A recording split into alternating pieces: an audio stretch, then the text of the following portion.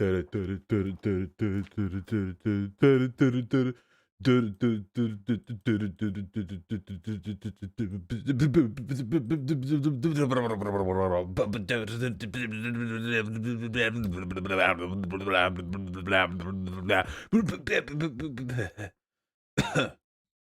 up? I got my first Biden vaccine. I can feel the love of cock and cum already flowing into my brain. So that's cool. You know, we're on our way there. Yeah, my femboy shot, my microchip. Anyway, we're on the Drunken Peasant podcast. People just woke up from a nap. How we doing? I'm already on the Skype call. Hold on. OBS fails, and I don't know. So I have to just do it. Hello. Hello. All right, I'm live now. How are we all doing? You're not live, right? Good. We are not yet live. Yeah. We'll be live in a few moments.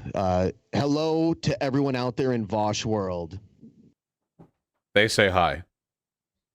Hi. They're so polite. They are. A few of them. Say hi back. Yeah, it's very nice. So you were showing off your arm. Did you get super soldier serum? No, I got the exact opposite of the super soldier serum. I got the femboyification serum from Pfizer.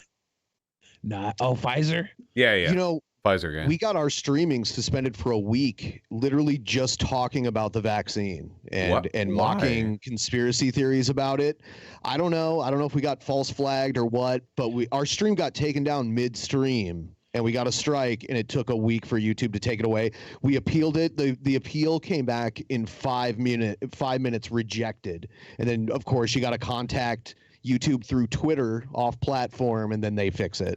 I'm live right now. Are you threatening me? Okay, wait, hold on. YouTube overlords, I just want to let you know, okay?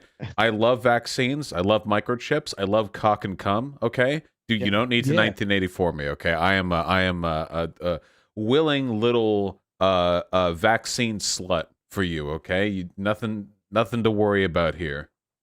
Yeah, we were just talking about how Billy had gotten the vaccine like an hour prior, so we weren't. I came straight from a parking lot behind a casino that usually sells fireworks to the podcast with a fresh shot in my arm, and YouTube was like, "No, that's not cool," and I'm like, "Whatever."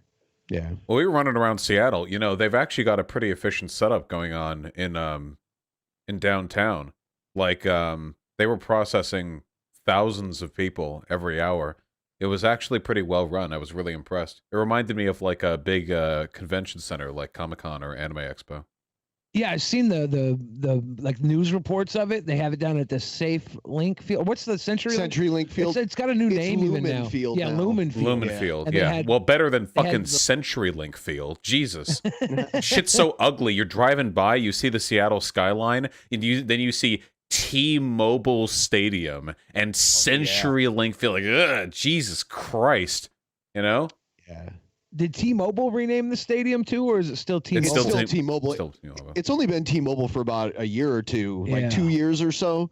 It used to be, what was it, Safeco? Yeah. So it was named after an insurance company before.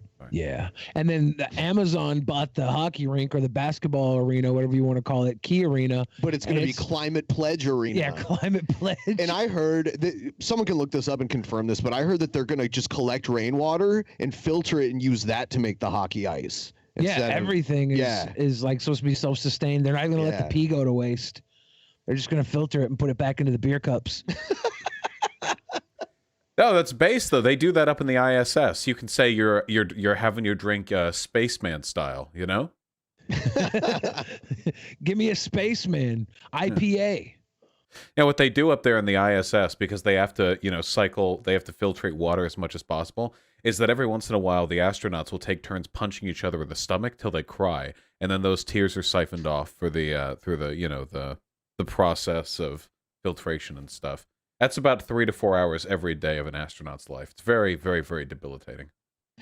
Yeah, I heard that they had the chimpanzees on the spaceships just to suck them dry. Just like little meat bladders. Just With that, I think we're going to go live on our end here. That is the most efficient way to extract moisture. Oh, there already is.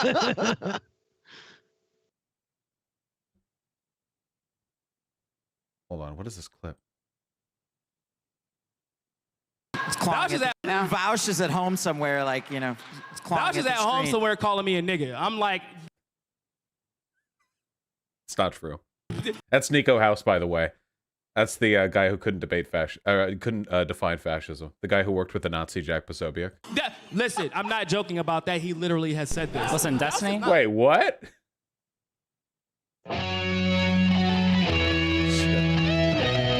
Oh. Hold on. In the beginning, there was nothing. And then there Okay, hold on.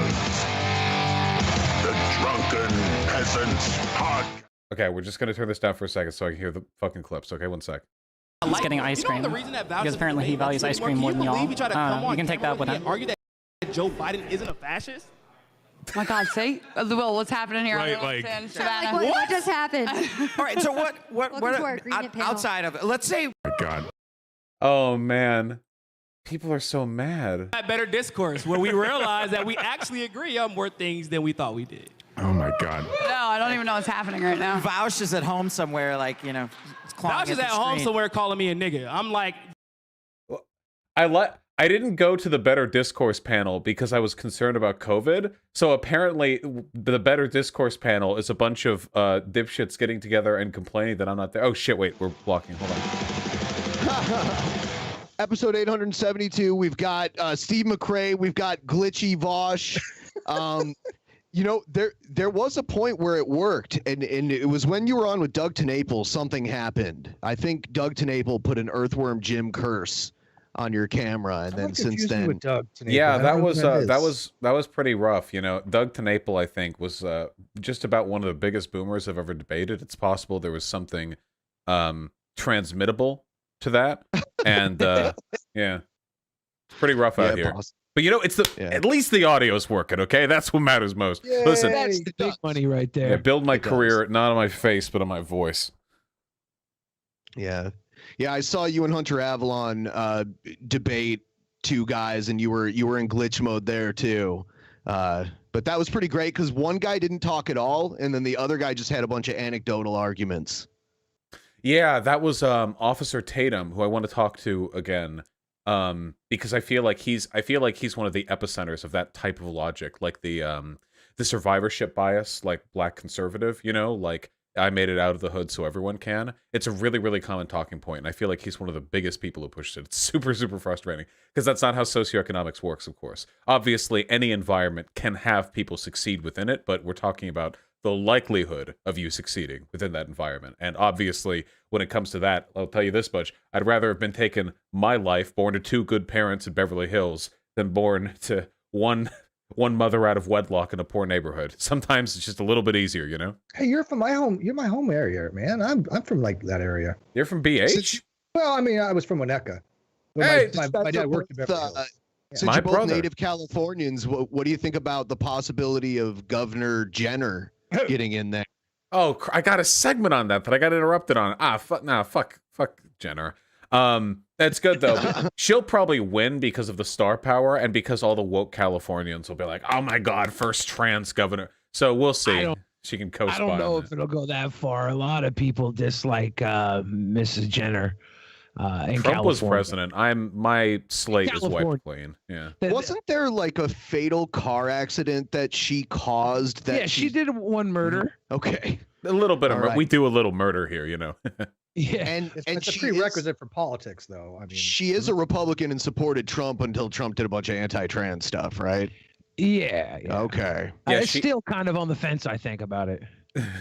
Yeah, she was like, we actually read that today. She said she didn't like Trump to begin with. She supported Ted Cruz. But then she said she voted for Trump. But voter records showed that she didn't vote for Trump. Actually, she didn't cast any vote. So my prescription is that she's an idiot. And I think that's probably yeah, I easiest mean, line to supporting Ted Cruz that's not any better in my book. He's So- a monster. I was looking at Ben Shapiro's Twitter page today to see if there was any content we could siphon and BS about. And Ben Shapiro had retweeted something some guy posted about Caitlyn Jenner, and he said, "Yeah, it'll be great when California has their first female governor and she's a man." And You And do then, realize like, a car crash is My name is Ben Shapiro.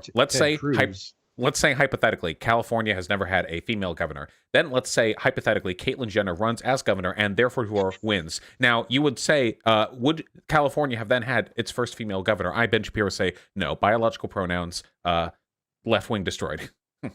I'm just waiting for his wife to have her first orgasm.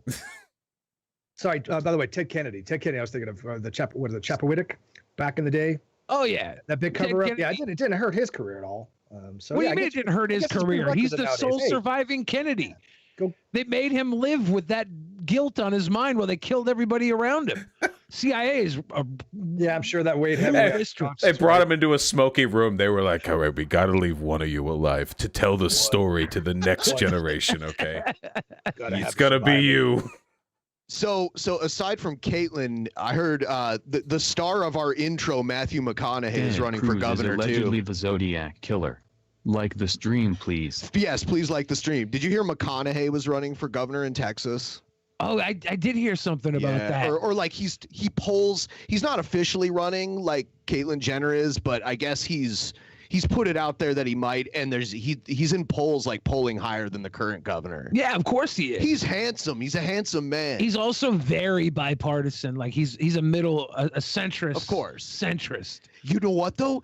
That's gonna fuel the conspiracy theories that the Californians are moving to Texas to take it over. It's not a conspiracy theory. Look at all the land value going up in Austin. We're a little late to that party. People get so annoying about that. Everyone's like, you know, when my city was at its best when I moved here, but then when everyone else started moving here, that's when it got bad. Yeah, right now, like, coastal land is super, super, super overpriced. I mean, you've got like the Bay Area, Seattle, Los Angeles, San Diego. So people are going to move inland, right? But in 10 years, they're going to move somewhere else. You know where it's going to be? Vermont and Pennsylvania. That's what I'm calling, okay? That's going to be the influx of hipsters. That's where they're going to go next. Where was it? West Virginia that's paying people $12,000 to move there and do remote working from their tech jobs. Based. They're going to offer them like $8,000 worth of recreational stuff to do in their forests. They're like, just come live here. I was born in Seattle in the 80s, so I know when the best time to live in Seattle was, and it was 8 years ago. But when I was born, there was rampant child prostitution. No. There was. It was psycho. It was the worst. I obviously was in the suburbs, so I was safe, but it was crazy here. And then Microsoft boomed, and we had Amazon boom and all that stuff. And now it's an okay place to live if you can afford a $9 so in reality, cup of coffee. Someone should tell QAnon that Bill Gates actually freed all the child prostitutes. At least around here. Okay. But everyone does that, right? When like, hey, this was my favorite time to live. Like boomers, they're like, yeah, you know, America ain't like it was back in the 50s. And then their mind, the 50s looked like some kind of like the art painted on the old board games where it was just a bunch of fit white people standing around in pristine clothing in front of a nice car. But, you know, like in reality, it was all shitholes because there was rampant, unchecked poverty and inequality. But nobody remembers that, right? Maybe everything has always been bad, and it's just our memories that sanitize the past. I think that's true. Let's see. I think that it's been different types of bad. Like we had kind of had the middle class for 80 years, and then we decided to milk it away, and that made things a lot worse in a lot of areas. Overall, we see the past, especially during our developmental years. Through rose-tinted glasses, I think. I miss people the 70s.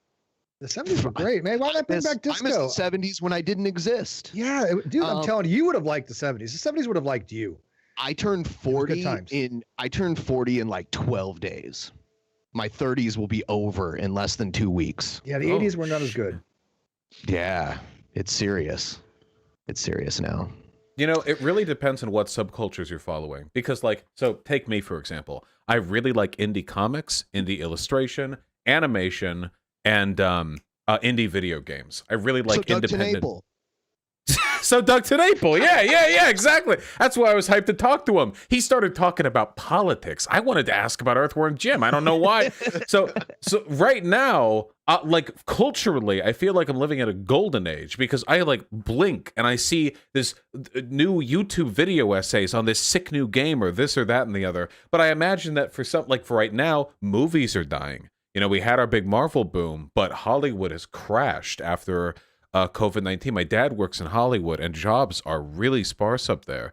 So maybe that'll be the next like big shift and people are going to get really sad over that, you know, and it'll be like, I remember the aughts and the 2010s. That was the Marvel movie. That was when cinema was good, you know? The golden age of cinema. Yeah, the Marvel movies. Yeah, Marvel movie. The golden the age. MCU. Marvel. It was kind of the golden age of popcorn flicks, though, right? Like, didn't get much better than that. It's still going on, right? They're just going to keep pooping them out until people stop going. Well, to Disney's not going to release any more movies. They're just going to do TV shows so we can sit at home. No, they're going to have the movies finally come out. It's just been like 2 years since we had a Marvel Billy movie. used to have one of those movie passes, and he's one of the reasons why they stopped selling those things, because he literally went to a movie every day, sometimes more than once a day, right? Well, yeah. Yeah. I charged them a ton of money. It was great. Yeah. He's in that demographic. I enjoy destroying things by exploiting them. I am never white. really went to movies. Yeah, I used to a lot when I was a kid, and I just kind of fell off. Unless there's a movie I've literally been waiting to see, I'll go see it in the theater because I've been waiting for it. So, you know, but now that doesn't even matter. You used to have to go to the theater to see new movies, but that's not the case now. We have the dollar fact, theaters. I'll probably watch. Theaters? Oh yeah, I remember that. God, yes, absolutely. I remember doing dirty stuff in the dollar theaters because nobody else would go to them. You know, that's why the floors were sticky. It wasn't for the Vosh, someone sent me a video where this guy defeats you with an equation. You want to see it? Oh Christ! What? Yeah, sure. Hit me. Nobody told me there was going to be math. Okay, ready? What the?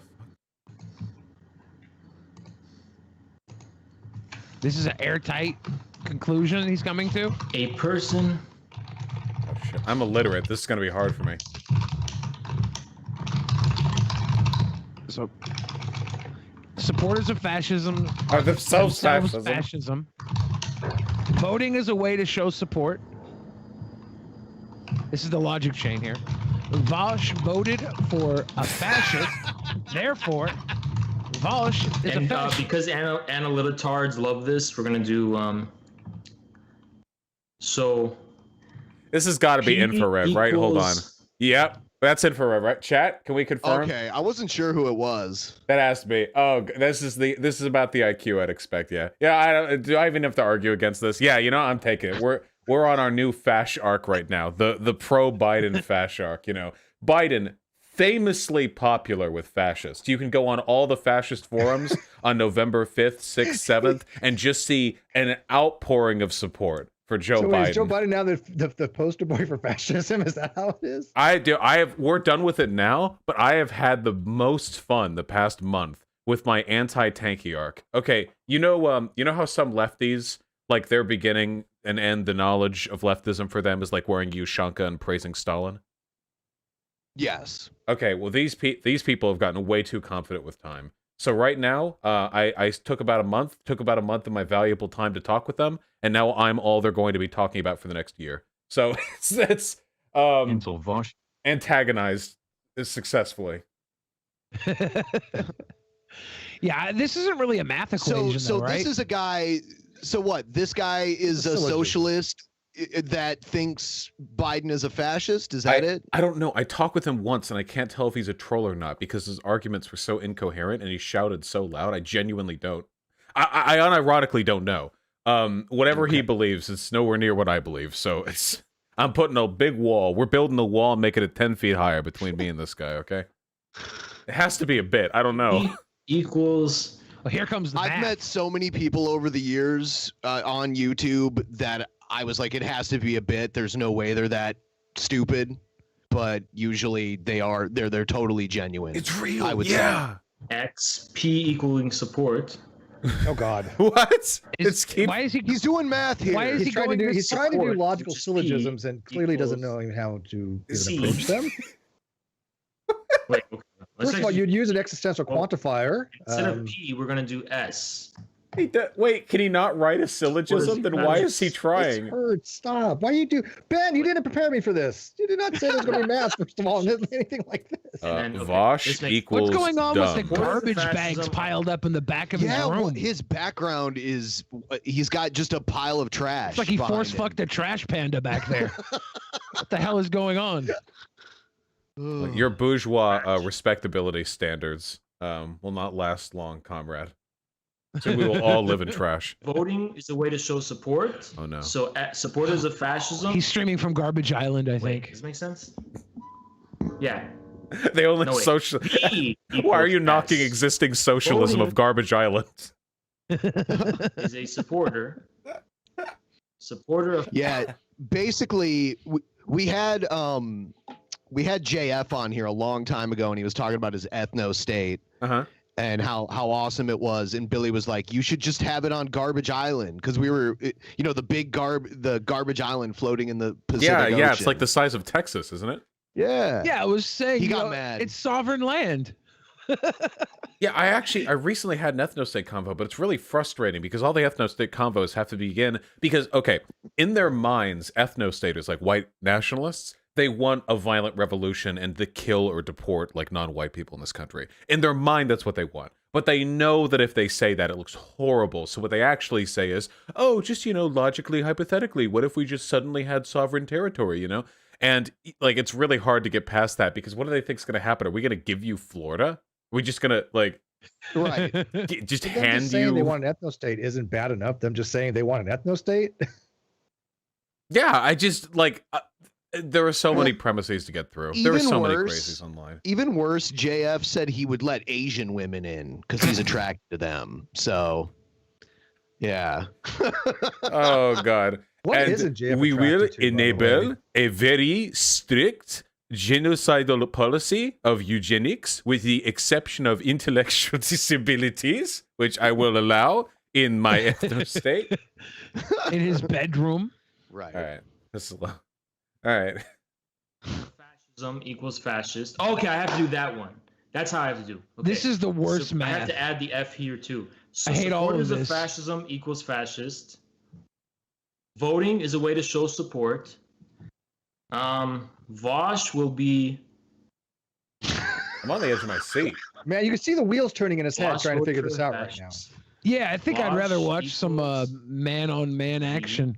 No, all you have to say is all who supports fascism are fascists. Vosh supports fascists, or no, all who support fascist are fascists. Vosh supports fascist, therefore he is fascist. It's Something really along those lines. nice seeing him try to work this out live too, because you'd think he would have like reasoned it out beforehand. This You guy thought he just would have done it ahead of time? yeah typed a couple lines up, and he was like, "Okay, now we gotta ad hoc this really quick." I mean, it's airtight. You think you would have proofed it before, right? Oh. Vosh P is equals a Q. fascist. Hey, we got it. Oh, and Doesn't it even says follow, J but equals that's okay. F at the bottom. Ooh, he is from Garbage Island. I'll tell you what. Jeff Holiday does the best JF impersonation, and he'll do JF and Billy will do Mama JF together. And after the first time that happened, JF blocked me everywhere. Yeah, I caught a block too. Yeah. Oops. The Jeff Holiday will go so far with the bit though that he'll have sex with a mentally handicapped woman during it. That's impressive. Yeah, it's impressive. Yeah. Jeff Holiday commits to the bit, that's for sure. He does. He does commit.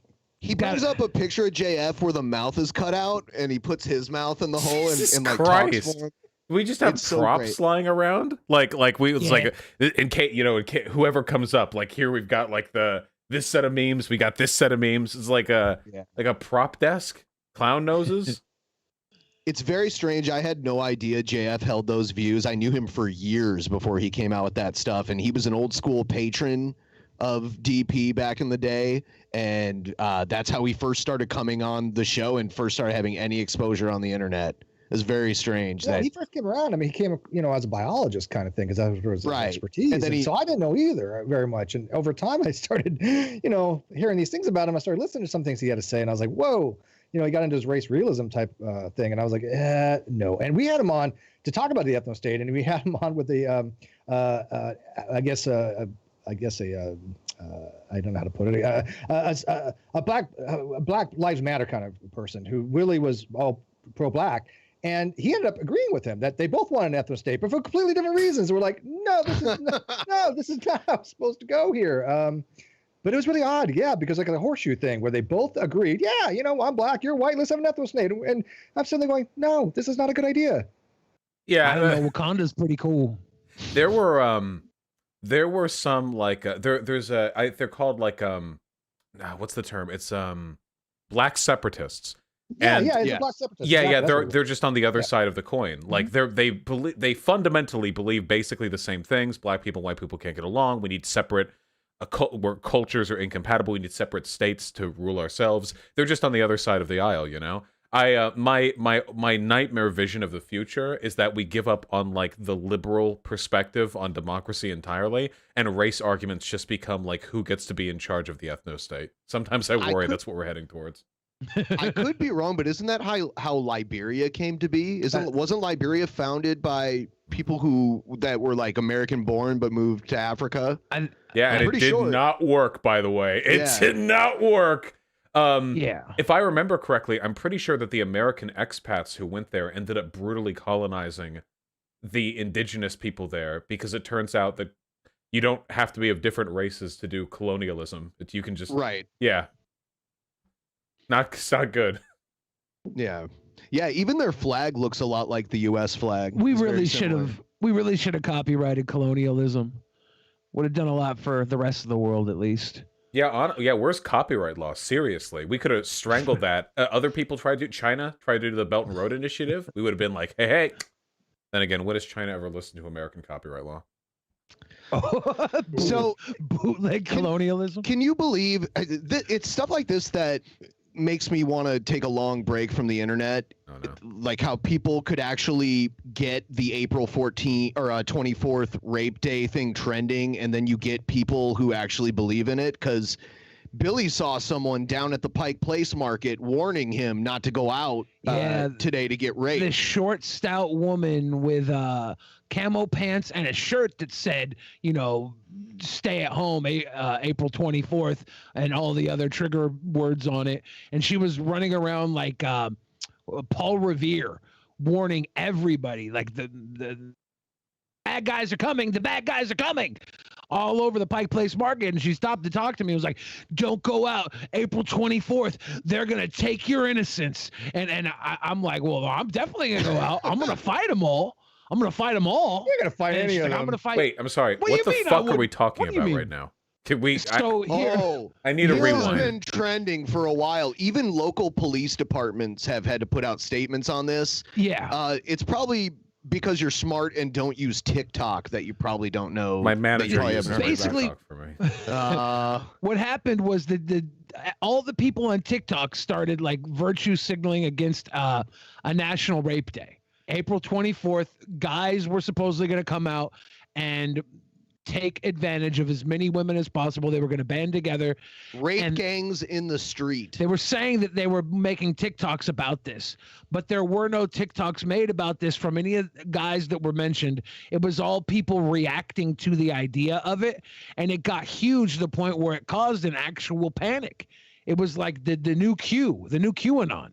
Well, it was kind of like the Purge, right? It was the one day that for some strange reason, people thought it was going to be the day to go out and go rape somebody.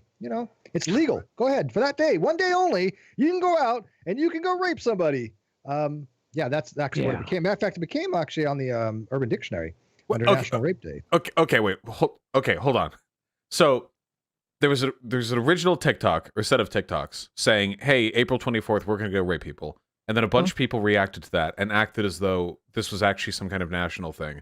Was there any actual organization taking place? What was going on here? There were no original TikToks saying that. There were just TikToks responding. Saying that there were original TikToks. And this is why I set this up with... There was never anything? Right. No, it was all people a panic believed response. It. And he ran into a woman in a public place the other day telling him to be careful and not go out today. She was ready for war. She was ready to fight. She thought she was saving my life. Do you ever wonder if maybe technological progress isn't worth it and we should just get rid of the internet? Do you ever have those days? That's what I just said. Never. Dial-up. Never. It's worth every moment of it. If everybody else has to suffer so I can send wiener pictures to people across the planet. That's what I'm saying. When I had Lacey Green on, she said if she, I don't know, if she had power, some kind of authority over everything, she said she would turn the internet off for a little while. What? Oh, no, you don't. I was very mad. What if all the internet was Twitter with a 0-character message limit and you could just post images?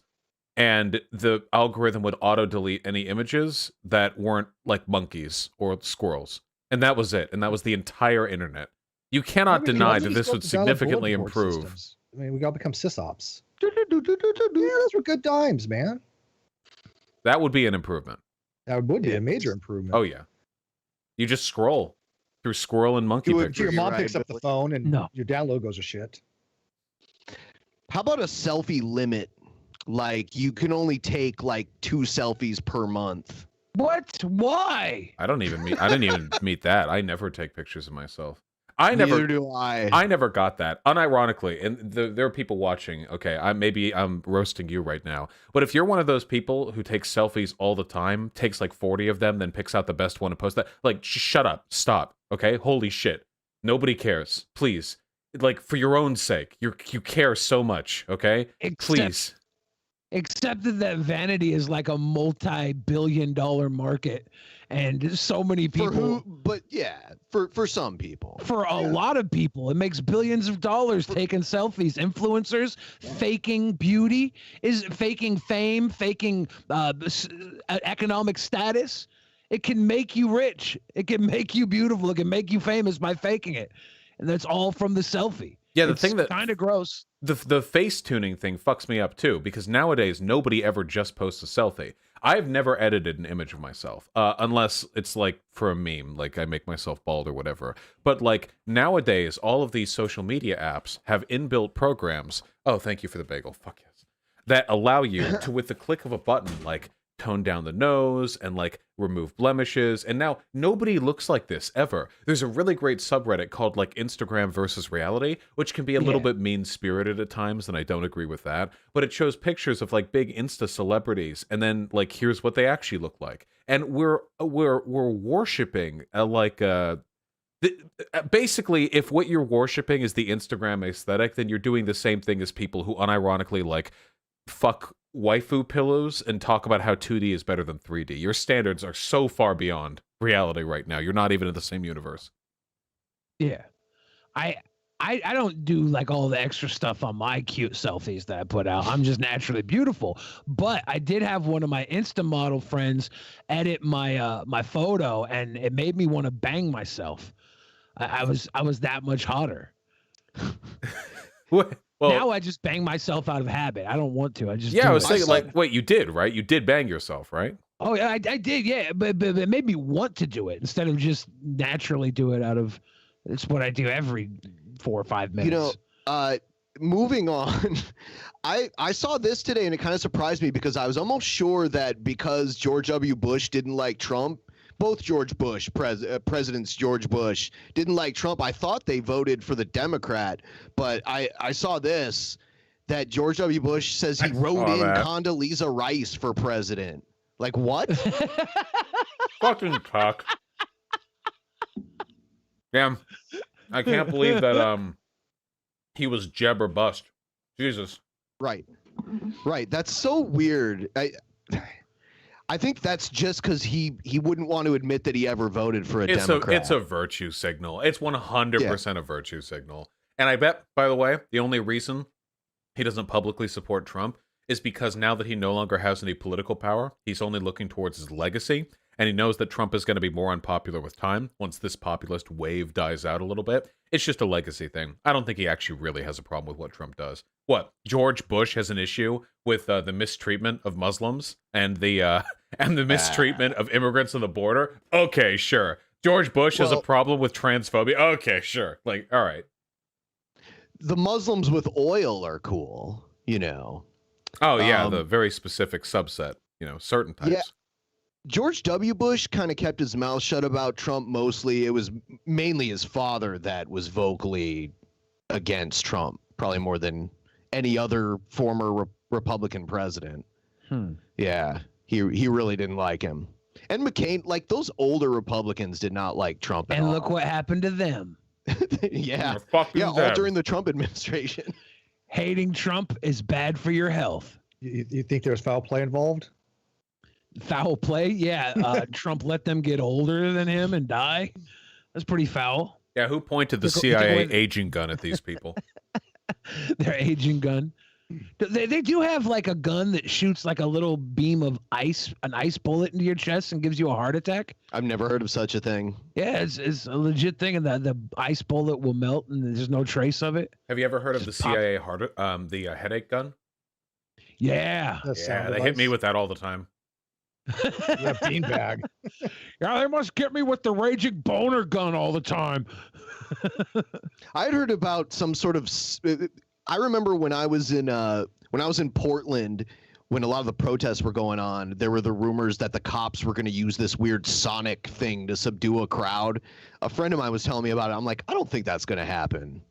Like, but there were rumors amongst people going around that the cops had some kind of weird psionic weapon. The military has an unironic heat ray. It's true that they probably do. I mean, they have certain things that will cause imbalances in your inner ear, and that will cause people to get nauseous, vertigo, and things of that nature. But they're probably very very big things that've got to move around, and I don't think they were going to deploy them in Seattle. But yeah, I think they kind of have that technology. The military has an actual truck mounted heat ray. I think it was patented back in like 2012 or something, but it's a big microwave that fires microwave beams in a direction. Microwave, we had that on board our ship. That was called radar, but it was the same principle.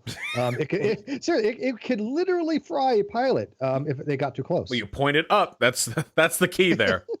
Yeah, when we go out to protest, we should bring a bag of microwave popcorn with us to be like the canary in the mine. Sir, that's how we know that it's starting. Here, hold on to this for a second. Yeah, if that popcorn starts popping, we know they got the microwave rays out. We need to run. Orville Redenbacher says it's time to get out of here. It's gotta go. Did Vosh, have you seen Greg Gutfield? You know Greg Gutfield from Fox News, right? Yeah. Did you see his reaction? Okay, all right. No, please bring it up because I haven't shown it on stream. Please bring it up. Okay, here it is. Here it is. And now I'm going to just get really selfish. I'm glad that he was found guilty on all charges. Yeah. Even if he might not be guilty of all charges. Oh my God. All right, so we're just going to pause there for a second. We can start to hear the other people on the panel go, oh my God. But that's a messed up statement in of itself. If someone's not guilty, why be glad that they were found guilty? Well, yeah, he thinks Fox News. He thinks what he's doing right now is coming off like some kind of victim or martyr. Like, I'm so glad he was found guilty so BLM doesn't burn our cities down. But what he's actually saying is, I don't care about the legitimacy of the justice system, whatever makes me comfortable. Like, there's no line where this comes off good to anybody. No. There was a call in that he got just a little bit after this. I don't know if you have a clip of it, but he like freaks out. Somebody asks if he's gone off his meds, and he's like, what'd you say? What'd you say? What'd you say? Like on live television. It was amazing. He's the funny guy at Fox News. He's literally there because they think he's a comedian. That's his job there. I think it's worse than this. I think what he was doing was saying, hey, look, regardless if this guy is innocent or not, and I do believe he was guilty, and I think the findings were correct. However, it didn't matter whether he was innocent or not. He's going to be the poster boy for all the atrocities that's ever happened. He's going to be the one that has to pay for it, regardless of whether he's innocent or not. That's kind of what he seemed to be saying here. Like, I am glad that. What was that? No, you mean you mean like maybe the trial wasn't legit, or you mean like Derek Chauvin's going to be their like scapegoat for everything. Yeah, either way, he's going to be found. He's going to be the one that has to bear the brunt of all the atrocities committed, whether he is guilty or not. And so yeah, I think he was absolutely guilty? Yes, but it seemed like he was like, oh, I didn't really care whether he was guilty or not, but he's going to pay the price for everything that's ever happened prior, which is not how the judicial system should ever work.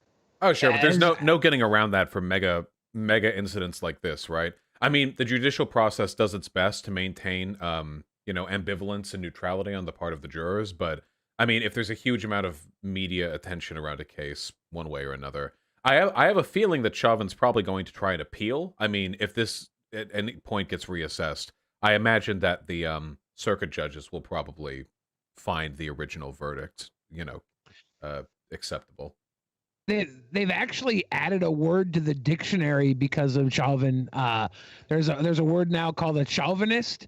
It's a person displaying aggressive or exaggerated patriotism.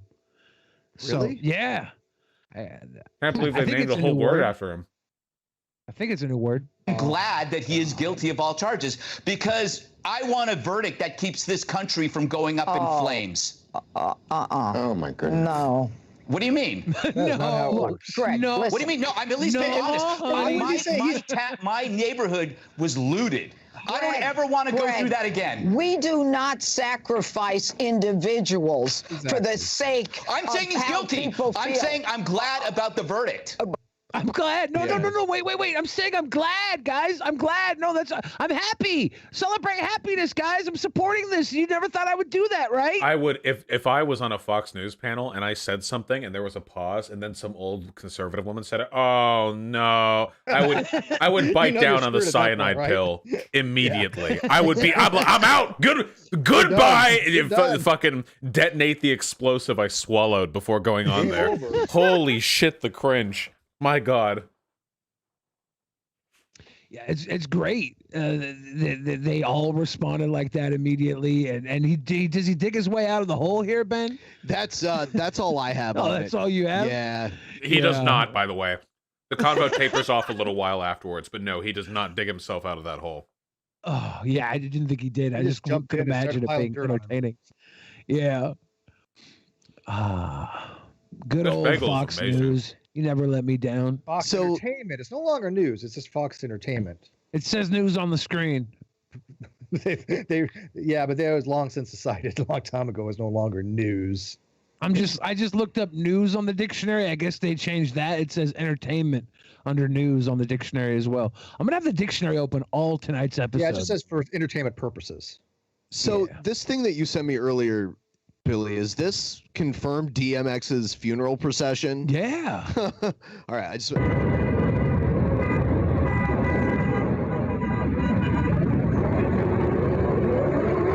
Wow, he's taken out on a monster truck. Yeah, that's pretty cool. And then he's got a bunch of bikers. Yeah, they're gonna stop, drop, set him up, open up shop. Was he a biker? He was Rough Riders. Yeah, the Rough Riders. He was came up through the Rough Riders. Huh. That's cool as fuck. Yeah. Yeah, that's pretty badass. That goes up there with like Brudda Is his funeral procession. Yeah. A lot of good funeral processions. This is a great one. What would your customized funeral procession be? You know, if you had the money and the clout to make it happen. Oh, mine. I already have this planned out. So nobody's gonna know it's a funeral procession until after they've eaten at the free barbecue truck that goes down through my neighborhood, and they're gonna all get a bunch of free barbecue, and afterwards they'll be like, "Hey, congratulations! That was all you ate, Billy. That was all Billy meat. You ate his dead body meat. It was delicious. You enjoyed him. That was it."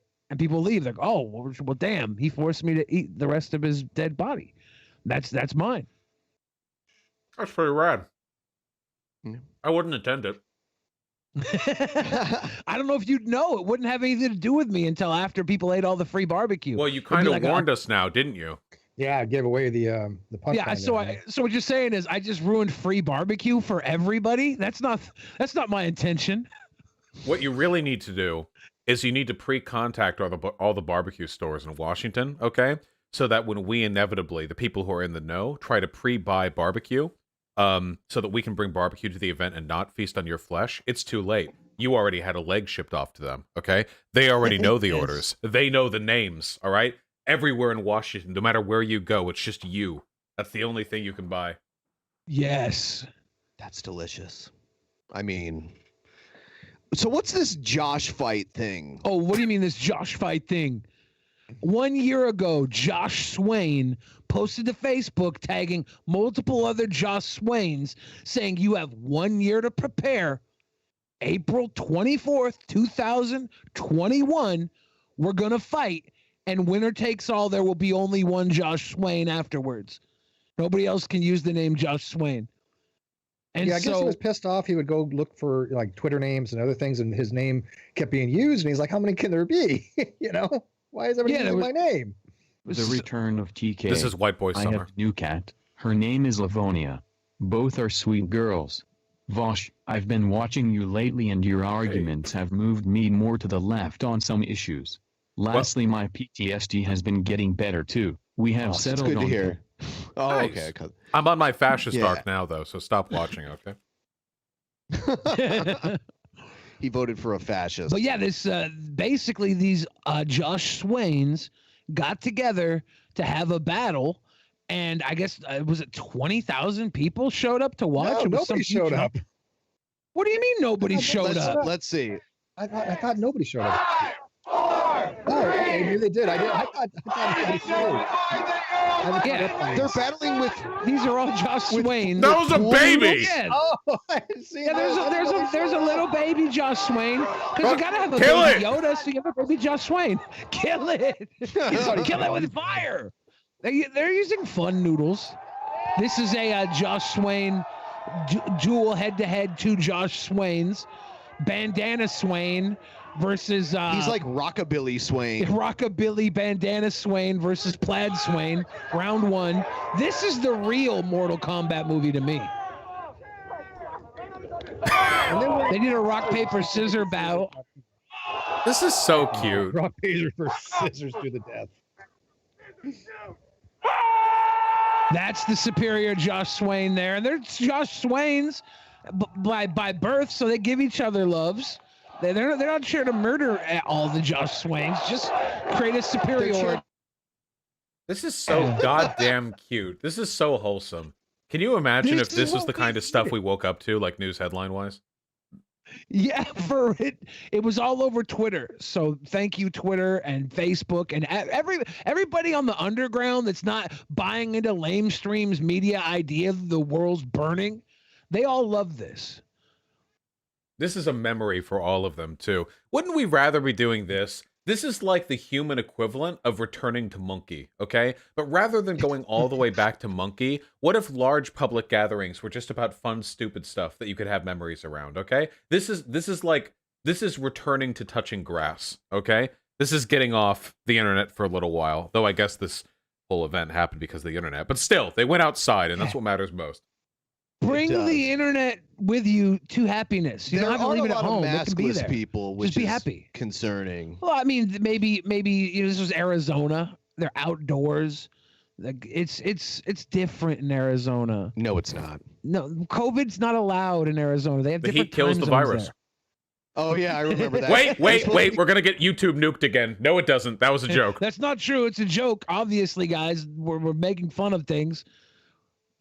What's it? Oh, what was Go that? Josh Swain. Carl Gon spends 9+ hours in Destiny's chat.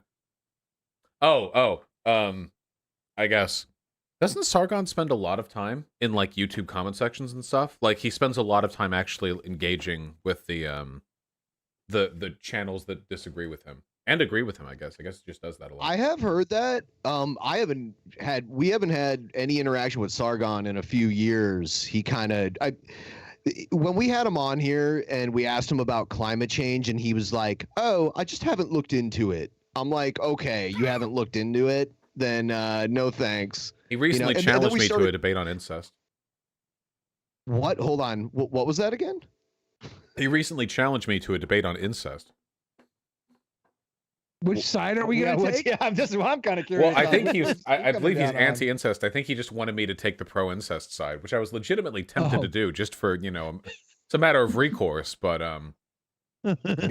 yeah, I didn't want to take that subject away from Destiny. Incest is Destiny's topic. Right. Yeah. Right. We've only had Destiny on here once, and someone asked Destiny about the incest thing, and he was like, "Nah, I don't want to talk about that." The only debate you should be having on incest is mom versus sister. Bro, which one makes the better browsers videos?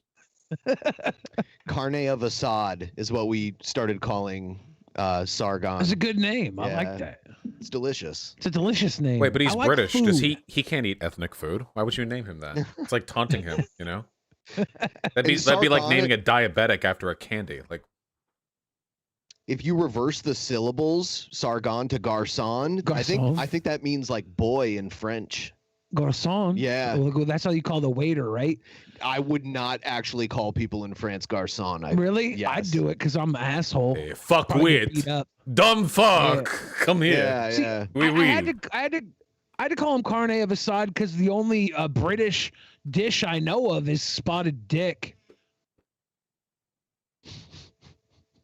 Let it hang. Oh, speaking of spotted dick. These guys are just swaining out. They're all signing. Are they all signing Josh Swain on their fun noodles? That's Yeah. right. This This is is so cute. I know who was the lone Highlander. Oh, who was the winner? We're gonna get there. Well, obviously it was We're gonna get Josh, but yeah, Yeah, Josh, won. dumbass. The whole time, like if you watch the live stream, people are in the live stream chat going, "I think Josh is gonna win. Josh has this." The whole time that joke was made for 4 hours straight. I'm really by concerned. thousands of people. I'm really concerned that all these people are out on National Rape Day. Or is this one of the rape gangs or what? Oh man, with pool noodles. Oh no. Yeah? it's National Swain Day now. Oh, guys, just like after Yes. This kid. He's in armor. This is the one that won. He's Oh yes, really? Prepare for battle. Yeah. This is the Josh Swain that won. It's the baby. Oh, this is so cute. What a That is warrior. very wholesome. You might also know this Josh Swain from the I gotta Poop Podcast Forever meme. I love that. That is awesome. It doesn't even fit.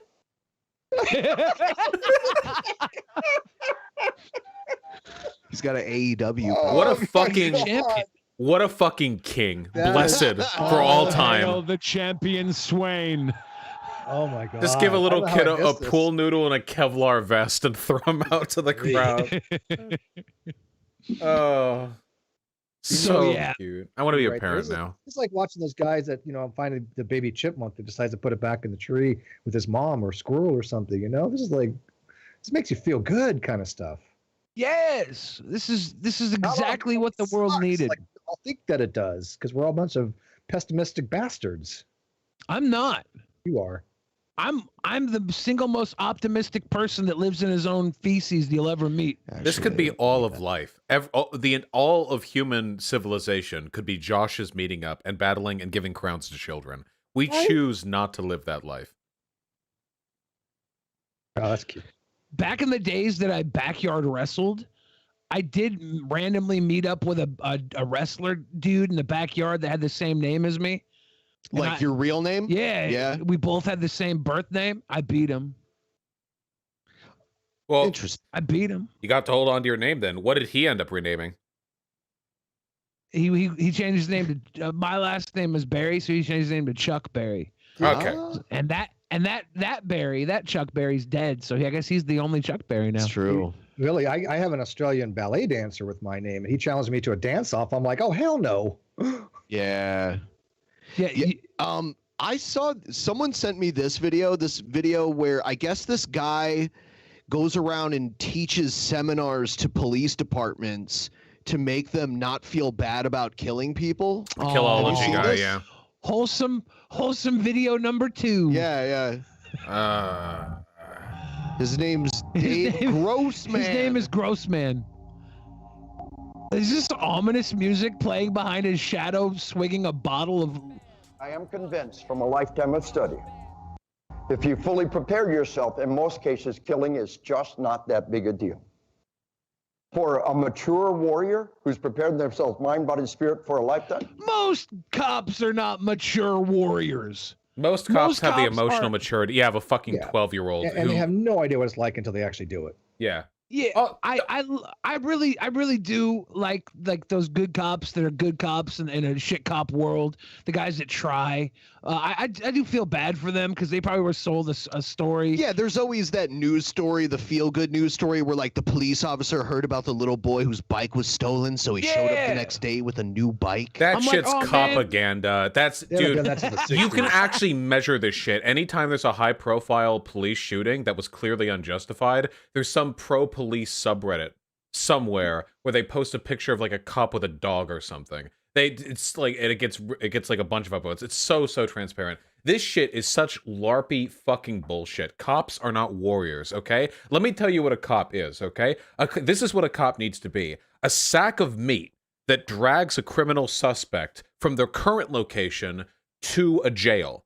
That's it. That is their only purpose. If that person dies, the cop fucked up, because dying is not a trial.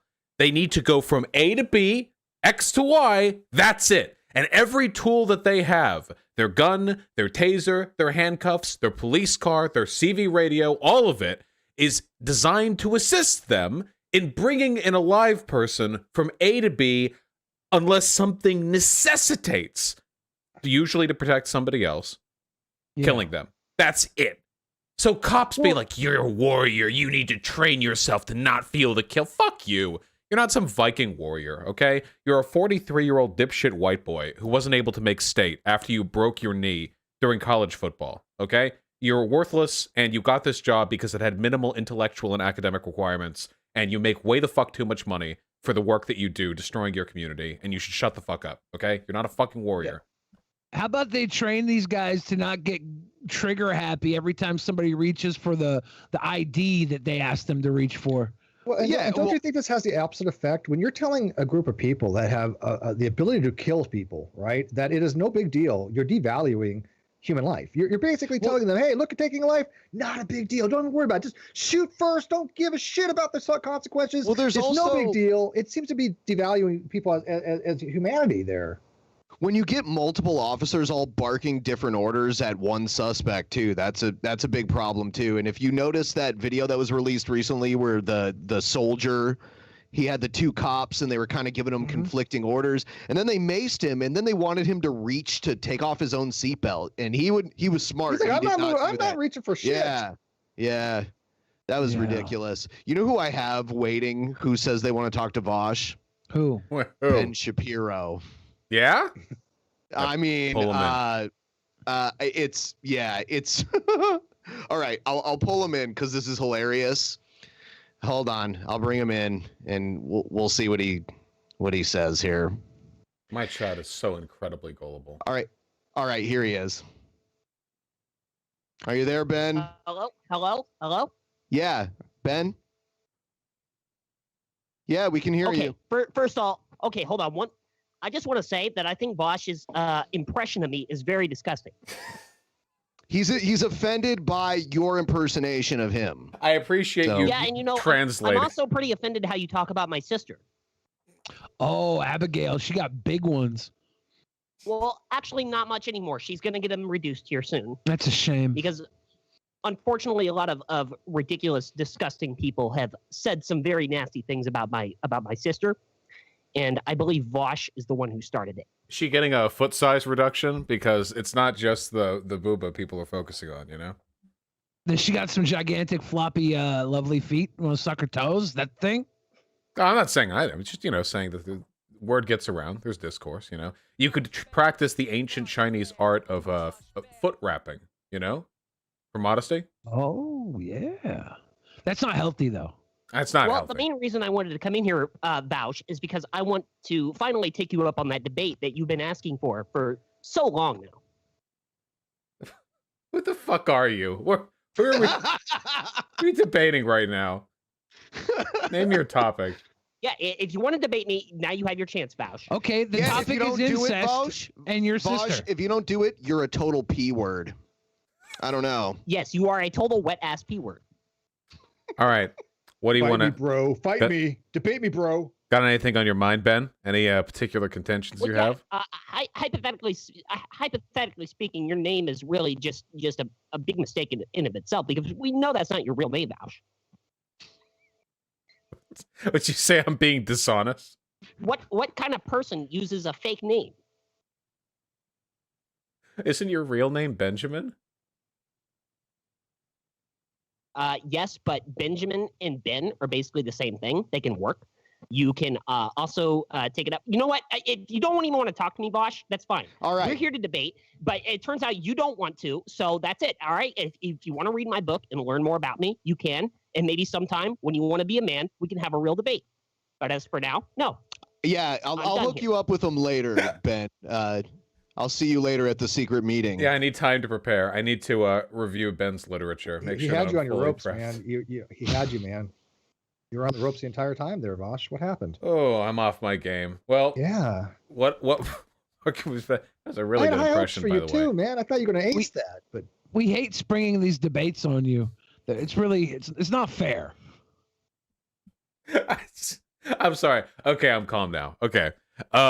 You know, next time I'll be more prepared, okay? Thank you for this is like jiu-jitsu training, all right? You're getting me ready for the ambush. Should we call Trumpster Bob now? No. Oh, okay. Should we just do get people to spar fight with Vaush to train him for his It's real nice to debates? see Vaush on the show without a drunk Nazi yelling at him about horse dicks for 2 hours. It looks like some people want the exact opposite, as it so happens. they have the weirdest discussions, man. I'm telling you, dude. I can't. I want to Haven't you move. Seen Voss HS Poozy? He always whips it out on his stream, and it's really kawaii. Oh yeah, we During his gotta chip. bring the cats over. Have I shown my cats on the Drunken Peasants stream? I don't think so. I know you have the one that's a hairless cat. Yeah, we should show her. She's so cute. Yeah, sure. She'll arrive in here at some point in the near future. But yeah, as for the people I talk to, I want to get out of this. Okay, I really like the spectacle of online debate. It's very fun. It's a fun aesthetic, and sometimes you debate the stupidest stuff, like anything Nazis believe is really, really, really stupid. You're not going to have any fun empirical debate there. It's mostly going to be rhetoric, you know. But like that. There are so many of them, and they're so much less ironic than they thought they were. I want to start debating like Hillary Clinton fans or something. I need to get out of this hell. I need to start talking to people who matter. Also, look at this. I don't know if you knew, but I was actually supposed to meet up with you last year. Wait, in LA. hold on. I just docked my ear. Wait, she's not earbud on. Okay, I'm back. Hello. I was supposed to meet up with you when you had your discussion with Destiny. I was going to meet up with you and have a talk with back in March. Yeah. I was going to meet you guys. You guys were the debate, and prior to that, I was going to have a debate with this guy named T Jump, if you know him. Yeah, I know T Jump. Yeah, you know T Jump. And I guess he got sick, and so I didn't want to plan a trip for nothing, even though I probably should have came down and hang with you anyways. That would have been fun. Next time you do that, I might pop on down. That was the, a little more. That was the day before the COVID restrictions got put in place in Los Angeles. That was the last time I saw my family. Yeah. It was right before then. So, did I know that you were coming? I don't know if you were told. I don't know. No, I don't think I was ever told. You. No. Yeah. Have you seen James in person, by the way? I have not seen him in person. He is a fucking hunk. Holy shit. Not to be weird or anything. He's like 6'4", muscular. And he's smart too. Yeah, he's total package. So he's really intimidated. Did he turn you on? No. I just admired the physique, you know, but no, not intimidating at all. He's way too friendly, super warm face. He's a nice guy. Oh, very nice. Yeah, he's super cool. I love James. Don't know James, so I'm out of this conversation. Oh, Ben sorry. had to go run and get his cute thing to be a part of the old conversation. He hosts stupid online debates, and it's good. Very good. I don't know what the hell you even debate about. Like I said, you debate about the dumbest things I've ever seen, and it's no fault for you. It's just some of the things that people want to debate you on. I'm like, what the hell is a debate? Sargon and incest, you know. You said that debating Nazis is like the stupidest, easiest thing to do because they're so stupid. Do you think if you took their side, you'd be able to like get any like tread? Like, I could be able to do it way better than them. Oh, easily. 100% I could. So the real problem with Nazis in debating is it's the Dunning-Kruger effect. So the problem is if you're a fascist, you're a Nazi, you have to believe and advocate for factually incorrect things. There's no getting around that. Fascism is by definition ideologically idiosyncratic. There's no way around that. You can't believe these things and then find the logical way of defending them. You have to use dishonesty and rhetorical tactics. But the problem is, most people who are stupid enough to believe these ideas usually aren't smart enough to know the limits of their knowledge. So instead of sticking purely to rhetoric and gunning only for points that they can defend sort of out of intuition, what they instead do is try to defend points they believe on logical grounds, because they think they can. This has been the downfall of fascist regimes in the real world, too. People think that Nazi Germany was this cold, calculated, efficient, machine. That's not true. Hitler would sleep in until noon. He would insist that his compatriots referred to him as wolf, getting irritable when people didn't do so. He was described as irrational and emotional by his contemporaries.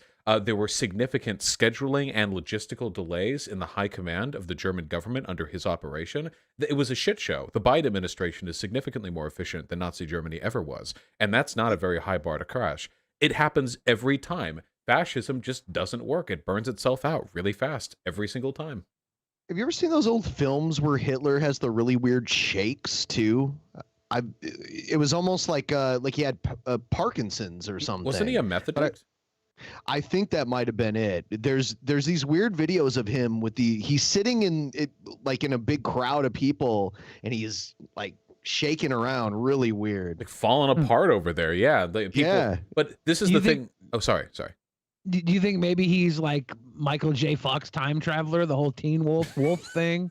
Wait, you mean he is Michael J. Fox? Back to the Future's real, and he's doing some Forrest Gump, I'm all of history bullshit throughout time? Yeah. Well, God, I mean, if that's the case, then Hitler would have been the last stop, wouldn't it? So. But Vosh, what you described, how is that any different from a lot of the other movements we've seen? I mean, what you described could be completely 100% applicable to flat earthers, right? They do the exact same thing, right? If they just stick with some of the rhetoric, they might be okay, but they try to go into areas that they have absolutely no knowledge whatsoever. They deny reality.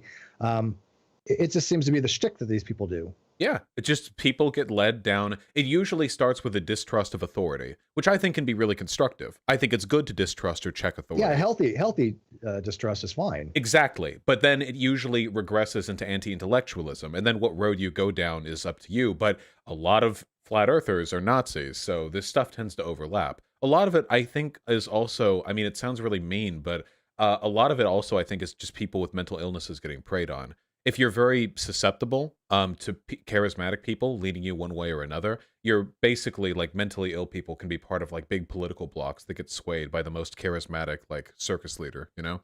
Stefan Molyneux did that for a lot of people until he got banned from every single platform known to man. I've seen portions of his audience. A lot of people in there not doing very well, but he's a previous cult leader, so that's the type of person he preyed on those types of people. He goes after the same thing. There's some people that I won't even engage with because I'm firmly convinced they have mental issues, and I don't want to engage with those types of people, right? I mean, by the way, Steve, we're bringing on G-Man. Steve, we're bringing on G-Man right now. Speaking of which, G-Man. No. Yeah, no. It's true, and it's sad too, because a lot of them, it's like an infinite regress of sadness too. If your life's not going great, and somebody out there is telling you, hey, it's not because of you, it's because of the Jews, or it's because of NASA covering up the flat Earth thing or whatever, right, then it prevents you from fixating on whatever conditions are making you miserable. So these people will dig deeper and deeper into this tunnel. Their only social groups now are extremist far-right groups because nobody else will associate with them. Their friends are only friends with them because they share political values. They know if they drop those political values, they aren't going to be friends with those people anymore. They have nowhere to go but down. And that's, I mean, invariably, that's how you get suicides and mass shootings, which we have more of now than we ever have in human history. So, yeah. I was watching. No, I was just joking about bringing him on. I was watching the old episode of Boy Meets World where Sean Hunter gets brought to a cult today, and it really made me think that all these people that are getting sucked in, they just need a good friend like Corey Matthews, you know? Wait, Corey Matthews? Yeah, it's Boy Meets World. It's before Bosch's time. Yeah, it's sorry, after Steve's time, and I didn't watch it. I think I was. A lot of. You said Boy Meets World. I was thinking Jimmy Eats World. That song? That's what I was thinking. Yeah. No, it's the Boy Meets World sitcom from the 90s. It's pretty much the only thing worth talking about anymore. So I bring it up as much as I can. What about Malcolm in the Middle? What about Malcolm in the Middle? Malcolm in the Middle. When you talk about Boy Meets World, you got to talk about Malcolm in the Middle. I saw Malcolm in the Middle. Yeah, Malcolm in the Middle. See? Triple A tier. S tier TV show. Easy. Yeah. Bryan Cranston made that show. His character in that show was so goofy, and then he went on to be Walter White. He totally flipped it. But I'm wondering, like, what if we could put them in the same universe? Walter White and Bryan Cranston? Well, Bryan Cranston from Malcolm in the Middle. Malcolm in the Middle? Yeah, I don't remember his character. I would I would personally invest in a Breaking Bad remake where every condition is the same, except rather than having Walter Jr. and Skyler, Heisenberg has Lois and the 4 that would be boys. So awesome. And that's the 3 only boys, change. They're in Albuquerque, right? you know. Yeah. Dewey's getting into the meth stash. You know Yes, what? like, The oldest brother on Malcolm in the Middle is the younger brother of the guy from Chris that Masterson. 70s show that went to jail. Yeah, yeah. Yeah. And they're Scientologists, the both of them. Yeah. They would all get roped into it. You should whip out Alvin's number on Ben Shapiro. You would have won. I'll save it for next time. The oldest brother, the one who went off to the military in Malcolm in the Middle, okay? He was kind of like a fuck up, right? Like kind of like a bum. He would get roped into it. And Malcolm would be like distributions guy, and Reese, the like brutish older brother, would like work security, and Dewey would be the like they would all try to get in on it, and Lois would just like not even know. I think it'd be really, really oblivious funny. to all of it going on. Yeah. Yeah, that's a good remake. I'm not mad at that. It's good. It's very good. Has potential. So we normally watch these videos from this Nick Fuentes fanboy that calls himself Speczo.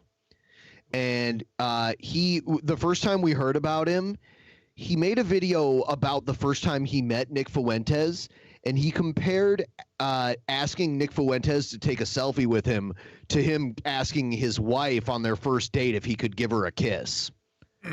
He likened those two experiences together. Speaking of not well people being preyed upon, Jesus Christ, that's so sad. Yeah. I hope they're doing so okay. The number one thing that I get asked on Instagram all the time is to give like book recommendations. Now, I'm not a big reader, or at least I wasn't a big reader until like a year and a half ago. That's when I really started reading like actively. Before that, all the information that I ascertained was through podcasts or documentaries and stuff like that. But then I started collecting books and started reading on a more regular basis. So I thought that I would just do this video and give a few recommendations, obviously not everything. There's a lot of books that I can't recommend for certain reasons publicly, but I like how he puts that out there. You know, do you think that makes him look better? If you guess, look, listen, I can't tell you what literature I'm reading because it's it's illegal in every country ever written, and even mentioning that I know of its existence will get me FBI marked. But it's like, it doesn't make you look good. He must be referring to the Antichrist cookbook. We watched a video of him talking about how mad he was that people call him a white nationalist, and then he spent the remainder of the video defending white nationalism. They don't know. It was really weird. They actually don't know. I've realized this when talking with some of these guys, because they will vehemently defend, like, no, I'm not a Nazi. I'm not a white nationalist. I'm not racist. They actually don't think they are. Their brains are so warped. They legitimately, I think in their head, because everyone grows up, what is a racist? A racist is a bad person. What is a Nazi? A Nazi is a bad person. But they don't think they're bad people. Nobody thinks they're a bad person. So they espouse the same viewpoints, but they don't like the stigma of the particular label? Yeah, exactly. But we saw that before. There were people back in the 1960s who opposed integration between black and white people, but they would not call themselves a racist. They would say, no, I am not racist. There are like interviews back from then. The cognitive dissonance is insane, but I don't think they think they're those things, Right. That I've read already, and then I'm going to give a couple of books that I'm either in the process of reading or plan on reading next. So if he doesn't recommend Judy the first book is a very cliche book, but it's definitely the entry-level paleocon nationalist book. I highly recommend you give it to like normicons or apolitical people who are right-leaning or something to try and break them through that. He recently converted to Catholicism, by the way, too. It's hilarious to me that Catholicism is like the trendy Nazi religion. It's such a LARP. None of these people go to church. None of these people pray. Right. It's just an aesthetic. They just want to post Deus Vult memes. Normicon, low taxes, small government type of conservatism, and try to bring them into a more paleoconservative traditionalist conservatism. That's obviously The Death of the West by Patrick Buchanan. Oh, Pat Buchanan. Well, that's someone whose name at least I recognize. But yeah, racism kind of got him into the political arena, right? Pat Buchanan. Yeah, I would say so. Yeah. I'd say racism had something to do with his public presence. Yeah. Yeah. Really great book.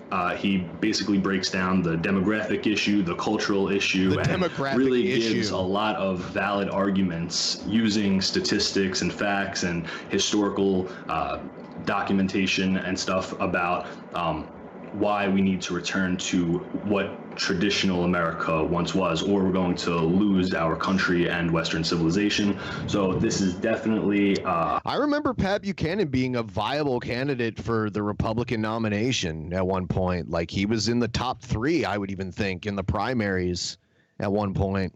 A highly recommended book for people who are not really in the know when it comes to like dissident right-wing politics and stuff, and to try to bring people into it. It's also, if you never read it and you already know all the relevant information, it really breaks it down. And you know what's so sad? You know this guy's jealous of Catboy.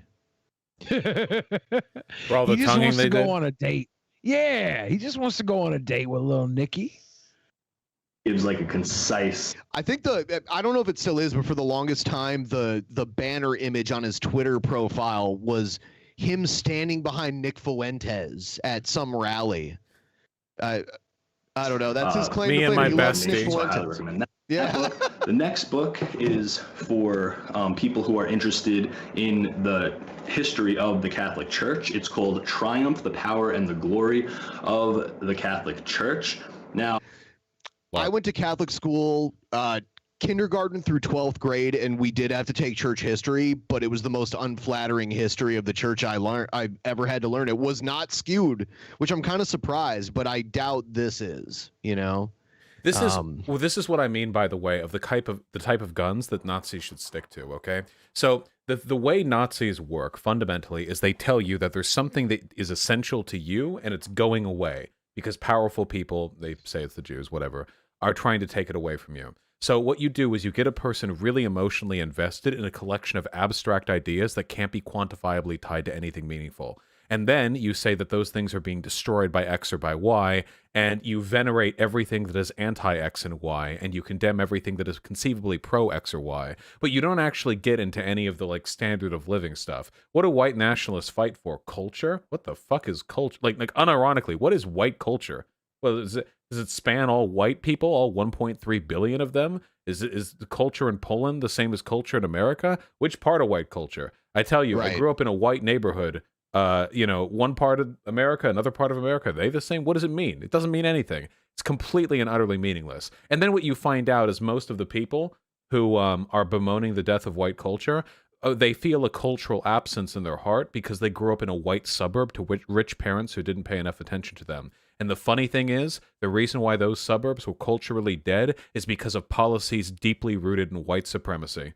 Suburbs are culturally dead because of the onslaught of capitalism and racially exclusionary policies that were put in place at the beginning of the creation of the suburbs. That's why. So these people are suffering a culture death from, like, it's like this, like they're doing it to themselves here, and then they're blaming everybody else. It's crazy. The most culturally enriched people in America live in diverse inner city areas. That's factually and empirically true. When you rate people's satisfaction or their happiness with their environment or the society or their culture that they live with, yeah, it's way better to live in a super diverse where you can go out and there's a food truck and there's like crazy shit all over the place. People get way, way, way happier with that sort of thing. But that's not the culture they want, even though white people are more culturally satisfied in inner city areas with lots of racial diversity than they are in suburbs. So what are they really fighting for? It's not the happiness of white people. It's just the essentially a political ideology to justify their hatred of minorities. That's what it always comes down to. Fear and hatred. I don't know. I'm out here fighting for my Miracle Whip margarine and ham water product.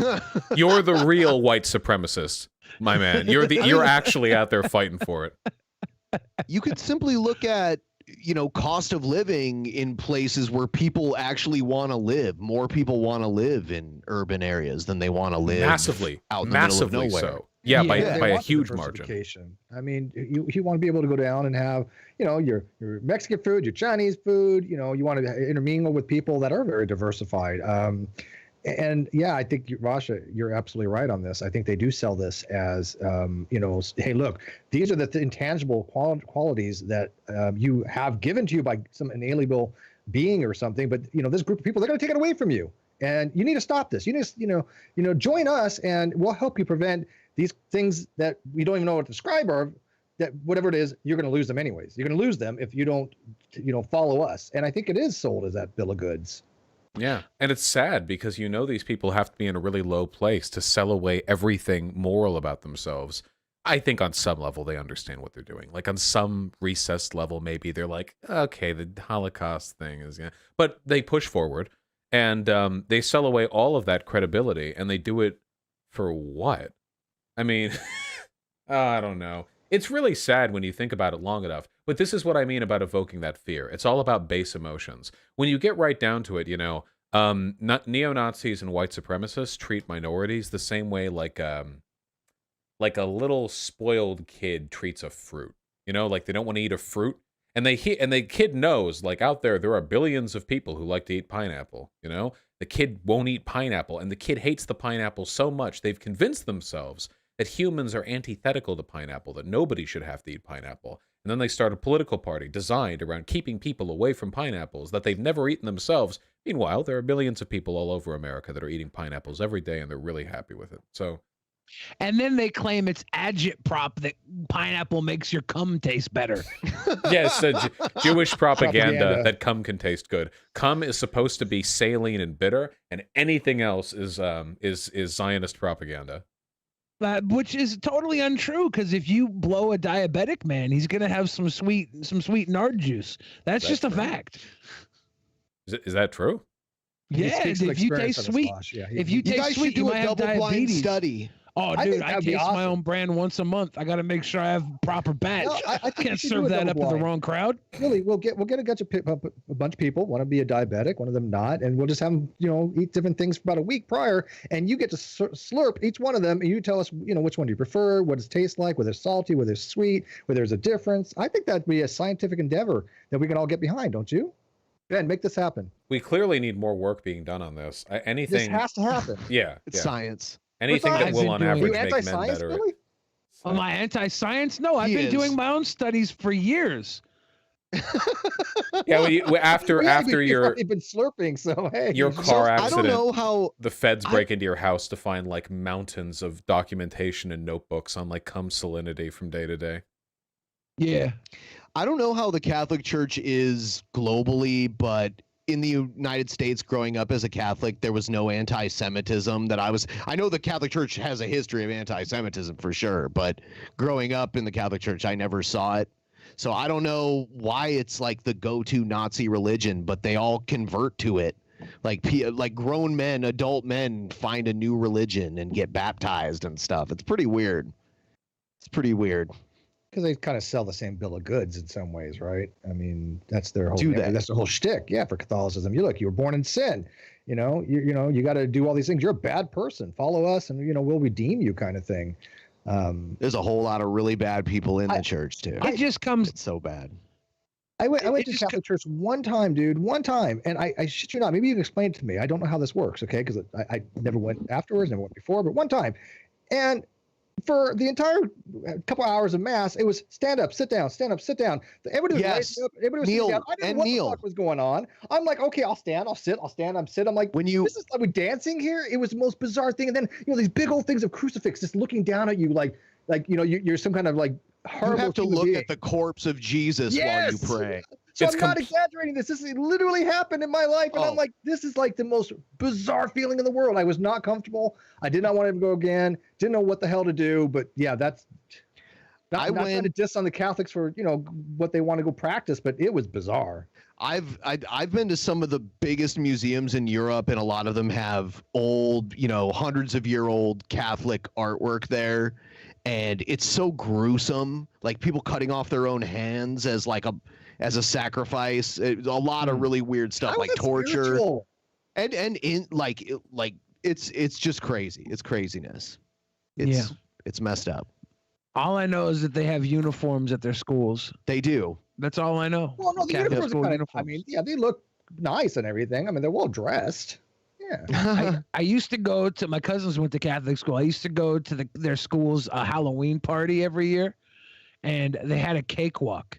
And I don't know if I rigged that thing or if they just felt bad for me because I was fat, but I'd always leave with a big old stupid cake. I loved that growing up as a little fat kid. Let's expose Vosh to Trumpster Bob.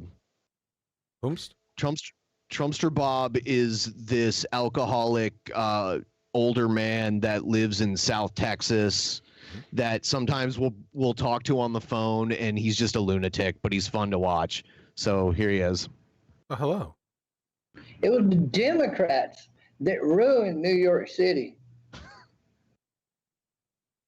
It was the Democrats that started to build that overhead fucking railroad that never was going anywhere, never went anywhere, never got anywhere, right? So just to give you a little taste of some of his theories, he thinks AOC is a secret Muslim.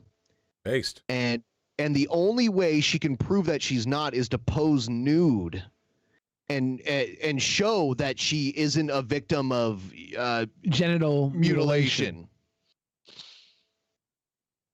You know, there's nothing new under the sun. I don't think this gets any worse. I mean, you guys remember 8 years of Michelle Obama being a secret, like, trans woman? Remember? Yeah. For the entirety Yes. of Obama presidency? There were people saying Yes. Michelle Obama was secretly a man before trans discourse even got, like, popularized in the mainstream. They were trailblazing, okay? While we were still in the dirt, not knowing about trans people, they were out there carrying the torch of knowledge, saying that Michelle Obama is secretly a man. Then they would Photoshop, like, dick bulges in front of her dresses or whatever. Yeah. I feel like this is a also long-running one. There's also the Photoshop of you know, young Barack and pre-trans Michelle. There's a Photoshop image of that. My favorite thing they use to defend that she is trans is that they'll be like, Obama referred to her as Michael multiple occasions. Right. I'm like, oh, so your defense is that her own husband is dead naming her on accident? Right. Like he wouldn't have accepted that she was now Michelle after all these years, and he Right. just randomly dead names her. That's like the most ridiculous statement. But they're like, nope.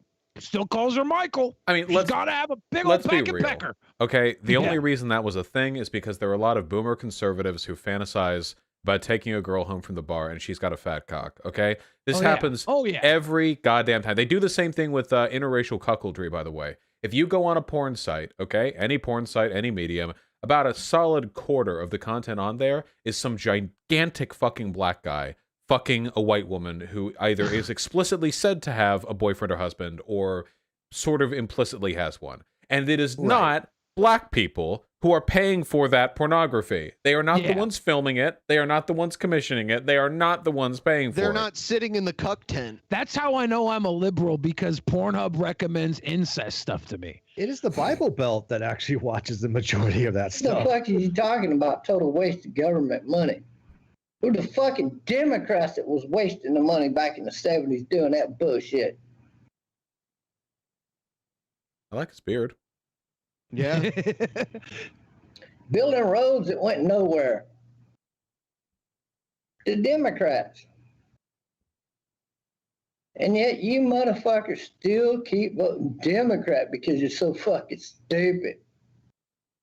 We do have Because a your monorail mama, going your nowhere daddy in said Seattle we for Democrats. decades. He basically lives on the border of Mexico, and I looked up the demographics of his county. It's like 98% Hispanic, but he thinks a lot of them are actually secret Muslims that snuck in and they're posing as Mexicans. Well, they snuck in from Mexico as Muslims? Muslims like Yes, leaving yes. Mexico? Well, of course, we know that there's problems at the border, right? But the way you can tell is if you trick them into eating a jalapeno,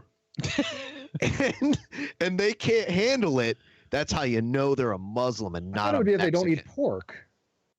Well, I don't know. That's what he said. Don't try to make sense of it. This is the thing they fantasize about too. So the most appropriate time to have these fantasies is when you're in high school. I think that every boy in high school at some point has thought, if there was a school shooting right now, what I would do is I would slide to the left and knock the door forward, which would instantly knock the gun out of their hand. I would catch it in the middle of the air, backflip, and then fire 17 shots in this direction, which would hit the 2 more guys coming in. Like, I feel like most people at some point, maybe you two haven't because school shootings were less common back when you were in school, but maybe and you probably didn't at all. But whatever.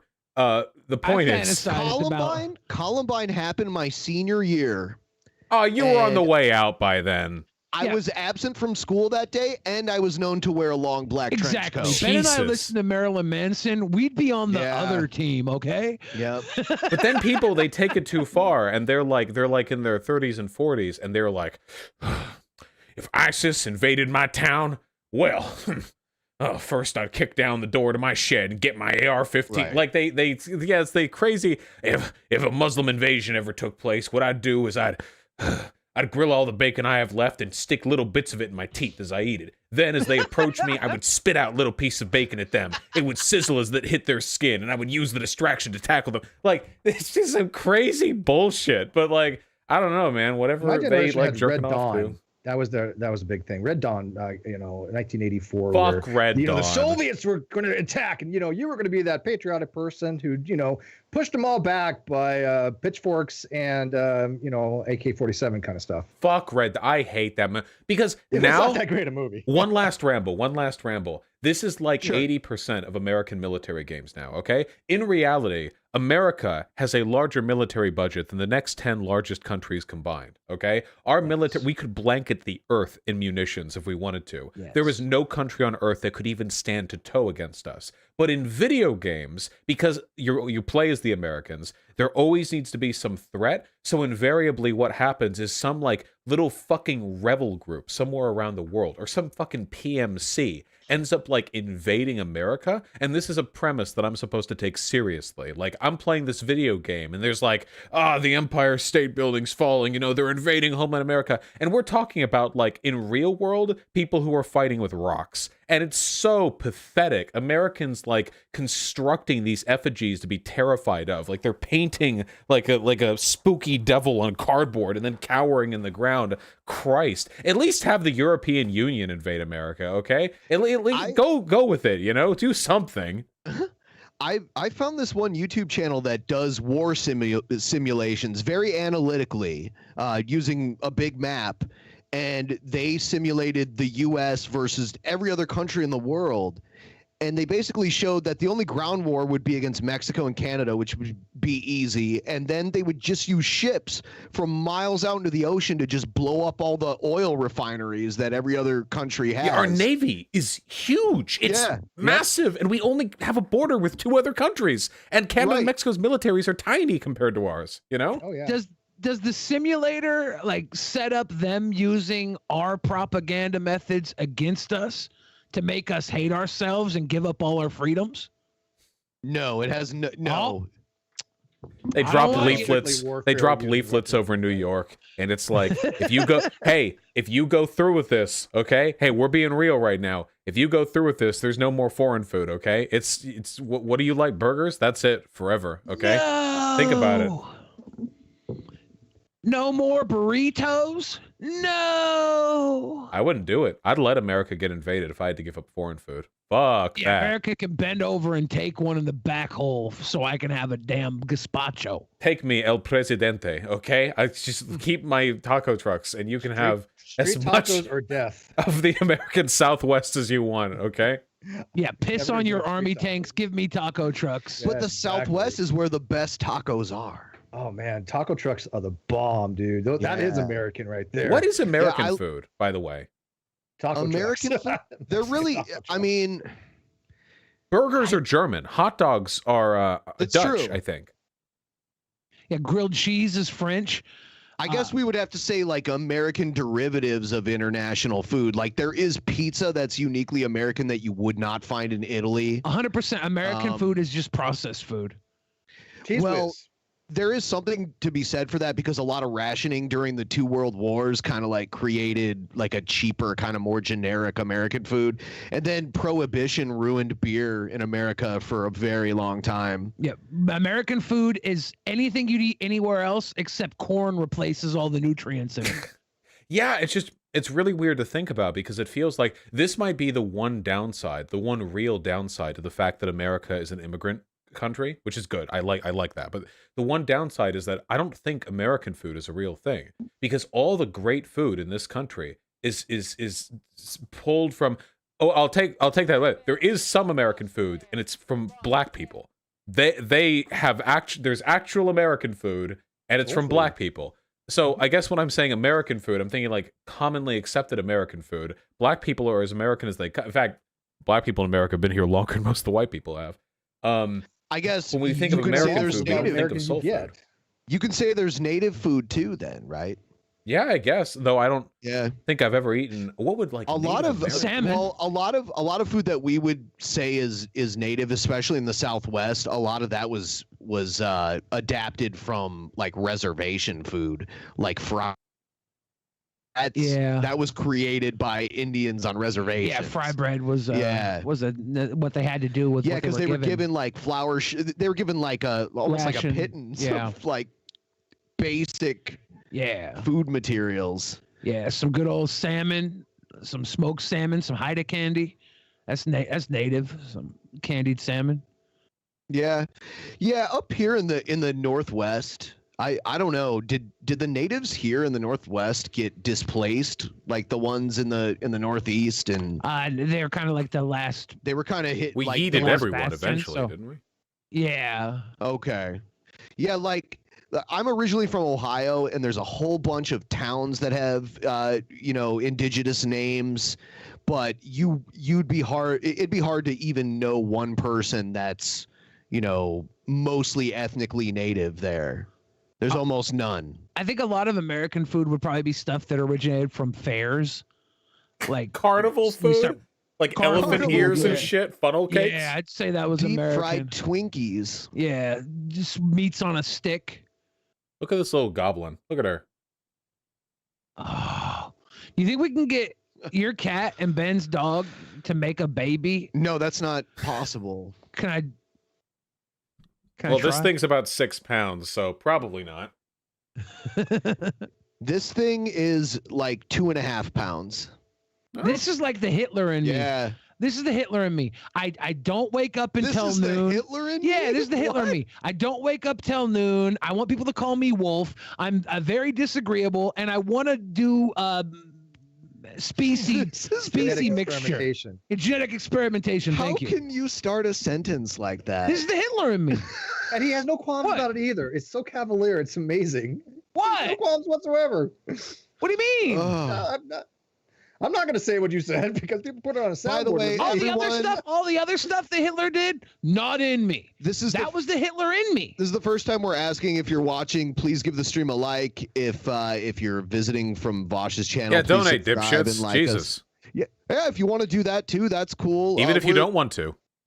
Oh, yes. Do it by force. It's April 24th. You know what that means. If your name's not Josh Swain, it's a very bad day for you. We've met this goal. Oh, here we go. Thank you, Koopkar.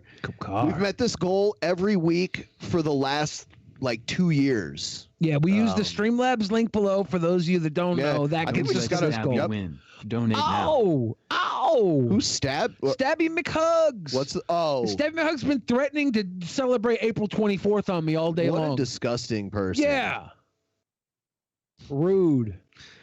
Yeah. I'm gonna whip my penis out over the toilet. I'll be back. All right. Well, are you gonna follow that up with anything? Yeah. Okay. Goodbye.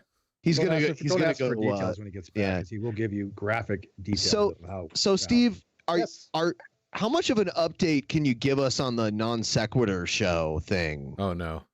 Oh yeah. By the way, I gotta tell you, Vosh was on the non sequitur show, and he had and I don't know if you ever saw it, Ben, but he had debated this guy. His name was Apologist Supreme.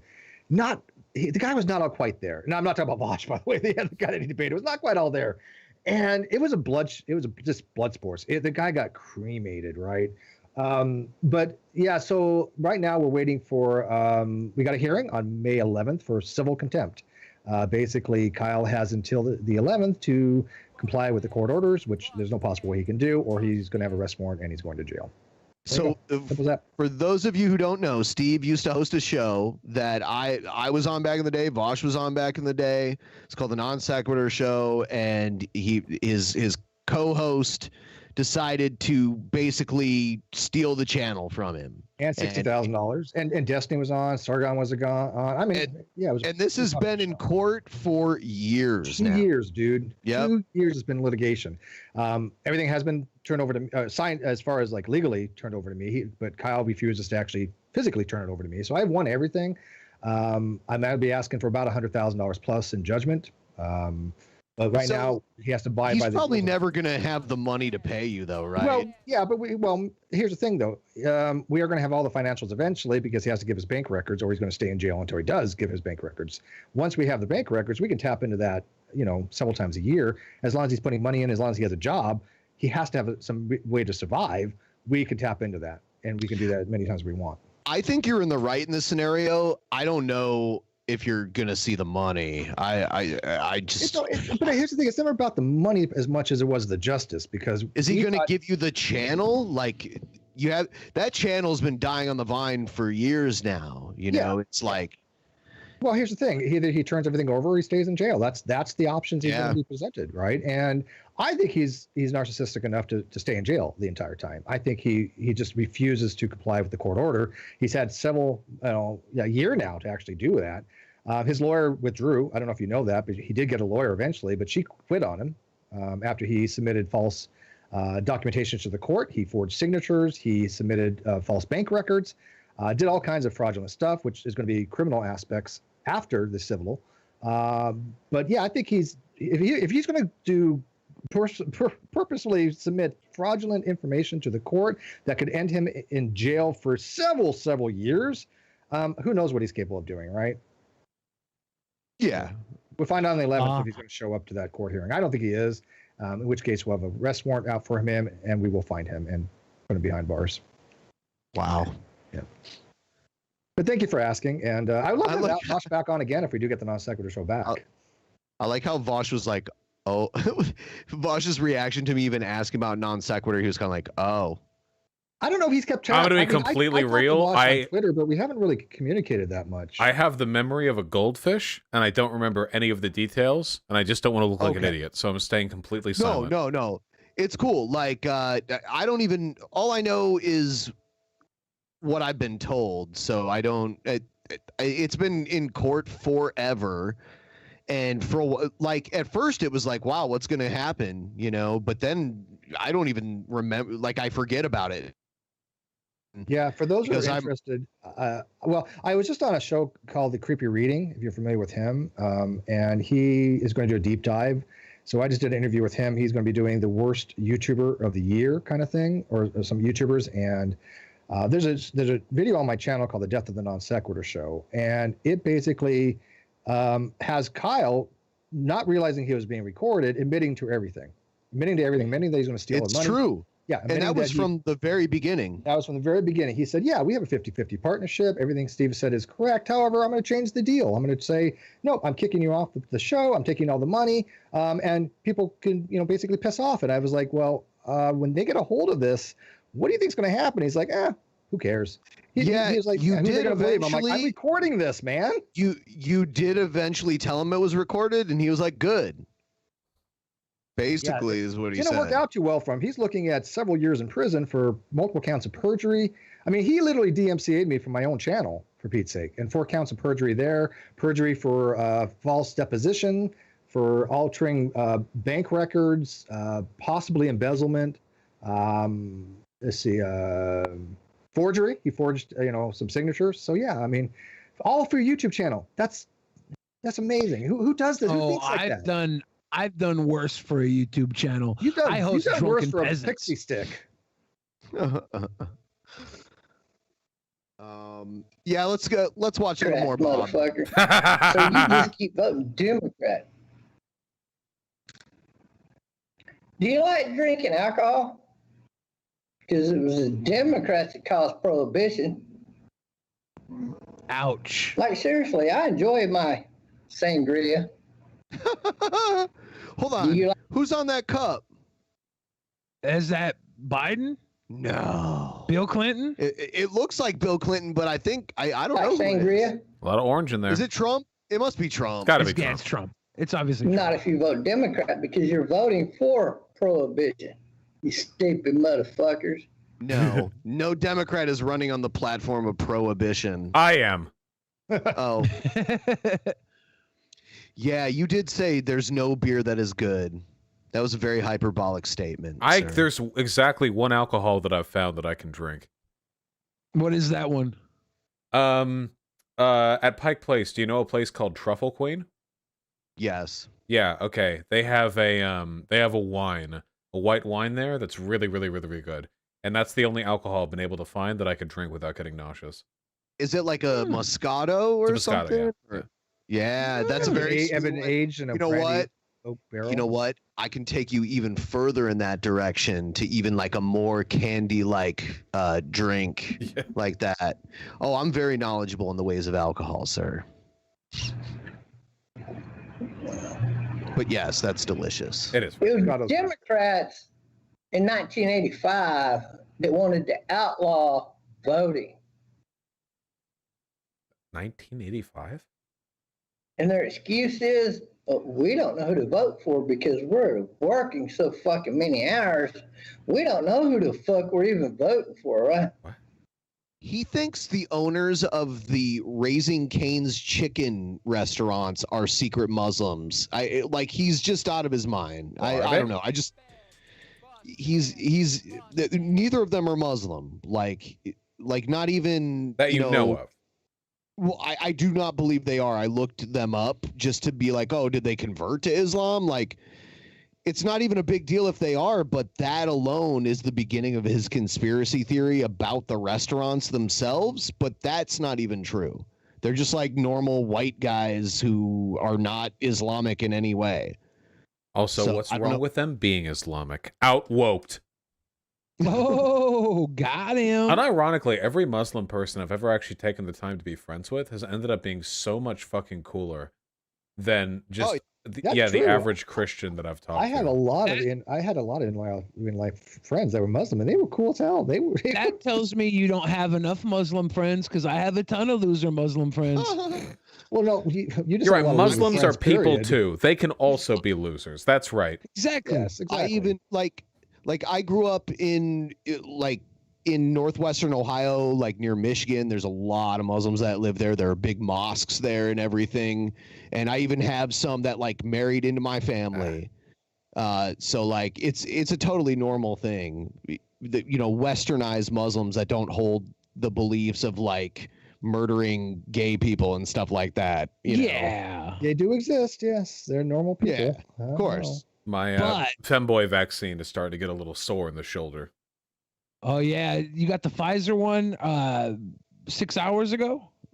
I forget how long ago. It's pretty recent. Maybe less than 6 hours. Okay. Yeah, it'll probably start kicking in. I got the Moderna one, and mine didn't kick in until the next day, or like early morning that night. So did you get like sick, or are we just talking soreness? Just a slight soreness in my arm, very slight. I didn't get sick at all. From the first one? Yeah, the first shot. Yeah, that's how I was too. You had Moderna, right? Yeah. I had Pfizer, and I had a sore shoulder for 1 day. Yeah. All right, it's pretty manageable. On the first one, I'm getting the second one soon, and I hear all these bad things about it. I think I'm just going to power through it. Shortly after my first shot, I started getting indigestion. It was horrible, and it turns out it has nothing to do with the shot. I was just eating way too many sausage pepperoni sticks. When I stopped eating those sausage pepperoni sticks, the indigestion went away. It has nothing to do with the vaccine. Just thought you guys should know. Pepperoni's harsh on the digestive system. Yeah. There are some foods that when you eat, you have to buckle down afterwards. The Man versus Fries place, if you order the fries and the steak and shit, you get that. It's just a pound. Just a pound, a metric. It's not metric. It's imperial. An imperial pound of steak. Metric pound. In my case, steak, curly fries, secret sauce, Doritos, and bacon. and you just sit that down. I had one of these. Sounds like King Cobra food. Yeah, it's a beast. Chat, I had this after the Hippy Dippy Royale win because I earned it, goddammit. It's just a brick of food, and you just sit down there and you eat it. But this is one of those things where you have to like mainline Tums or like Pepto-Bismol during intermittent portions to avoid a digestive meltdown afterwards. Yeah. It's the most nuts food truck. If you're ever in Seattle, Man versus Fries, they do. That's a food truck? Do they do like a Travis? Oh, yeah, they have a food truck. Well, I think it's delivery. So I always get pickup. I don't have them send it. Okay. So I pick up from these food trucks. So like it's basically cooked out of a truck. That's awesome. They have. Have you ever had Crunch Wraps at Taco Bell? I was a Crunch Wrap connoisseur. A cunt trap. I was a cunt trap connoisseur. I was a Man Crunch versus Wrap Fries is connoisseur. American food. Yeah. It must definitely. be. So what about like buffalo wings? That's American food, right? Well, barbecue is from the Caribbean. Buffalo wings. Buffalo isn't really barbecue though. It's deep fried chicken wings I with guess this sauce that was pretty much created in Buffalo, New York. That feels American. Yeah, I'd say so. Okay. Yeah, that's one. Back to my story. Sorry. Ben Budinsky. You know what? I did want to mention a lot of people in Vosh's YouTube chat were mentioning Dearborn, Michigan. And Dearborn, Michigan's a cool town. It's a 50% Muslim town in Michigan because a lot of refugees moved there back in the day. Man versus Fries does these massive Crunch Wraps. Okay, Crunch Wraps. Sorry. With flaming hot Cheetos inside of them. And I can't even get through like a half of that thing without dying. It's so bad. I heard you can't get through half a poop of hot Cheetos without dying. I don't know. It's just like if you guys are ever in Seattle or if you have Man versus Fries in your area, check out your delivery options and treat yourself to some torture. There's so much good food here. Billy, do you want a really good home remedy for indigestion? Yes. I mean, I'm serious. I'm not even fronting here. And you can look this up, and it does work. I use it for myself, especially after pepperoni pizza. Get about a quarter cup of water and heat it up warm. Put a quarter teaspoon of baking soda into that. Let it dissolve and chug it. You'll be burping with about a minute, and after you do, it's like nirvana. It's like gone away. That sounds like it would work, but it also sounds like it wouldn't. Should I trust you? Tell me to trust you. Yeah, no, I'm not dispensing medical advice. What the hell do I know? But it works for me, and I use that quite frequently because I have some indigestion issues. But it's just baking soda and warm water. Baking soda and warm water because it dissolves better in warm water. Yeah. And as soon as you take it in, it reacts with the acid. It neutralizes it, and you get this nice burp within about a minute or so, and a couple burps afterwards, and then boom, you just feel a hell of a lot better. Especially if you wake up like with sour stomach, like after you've eaten and you wake up and you have that burning feeling. It just neutralizes that. Yeah.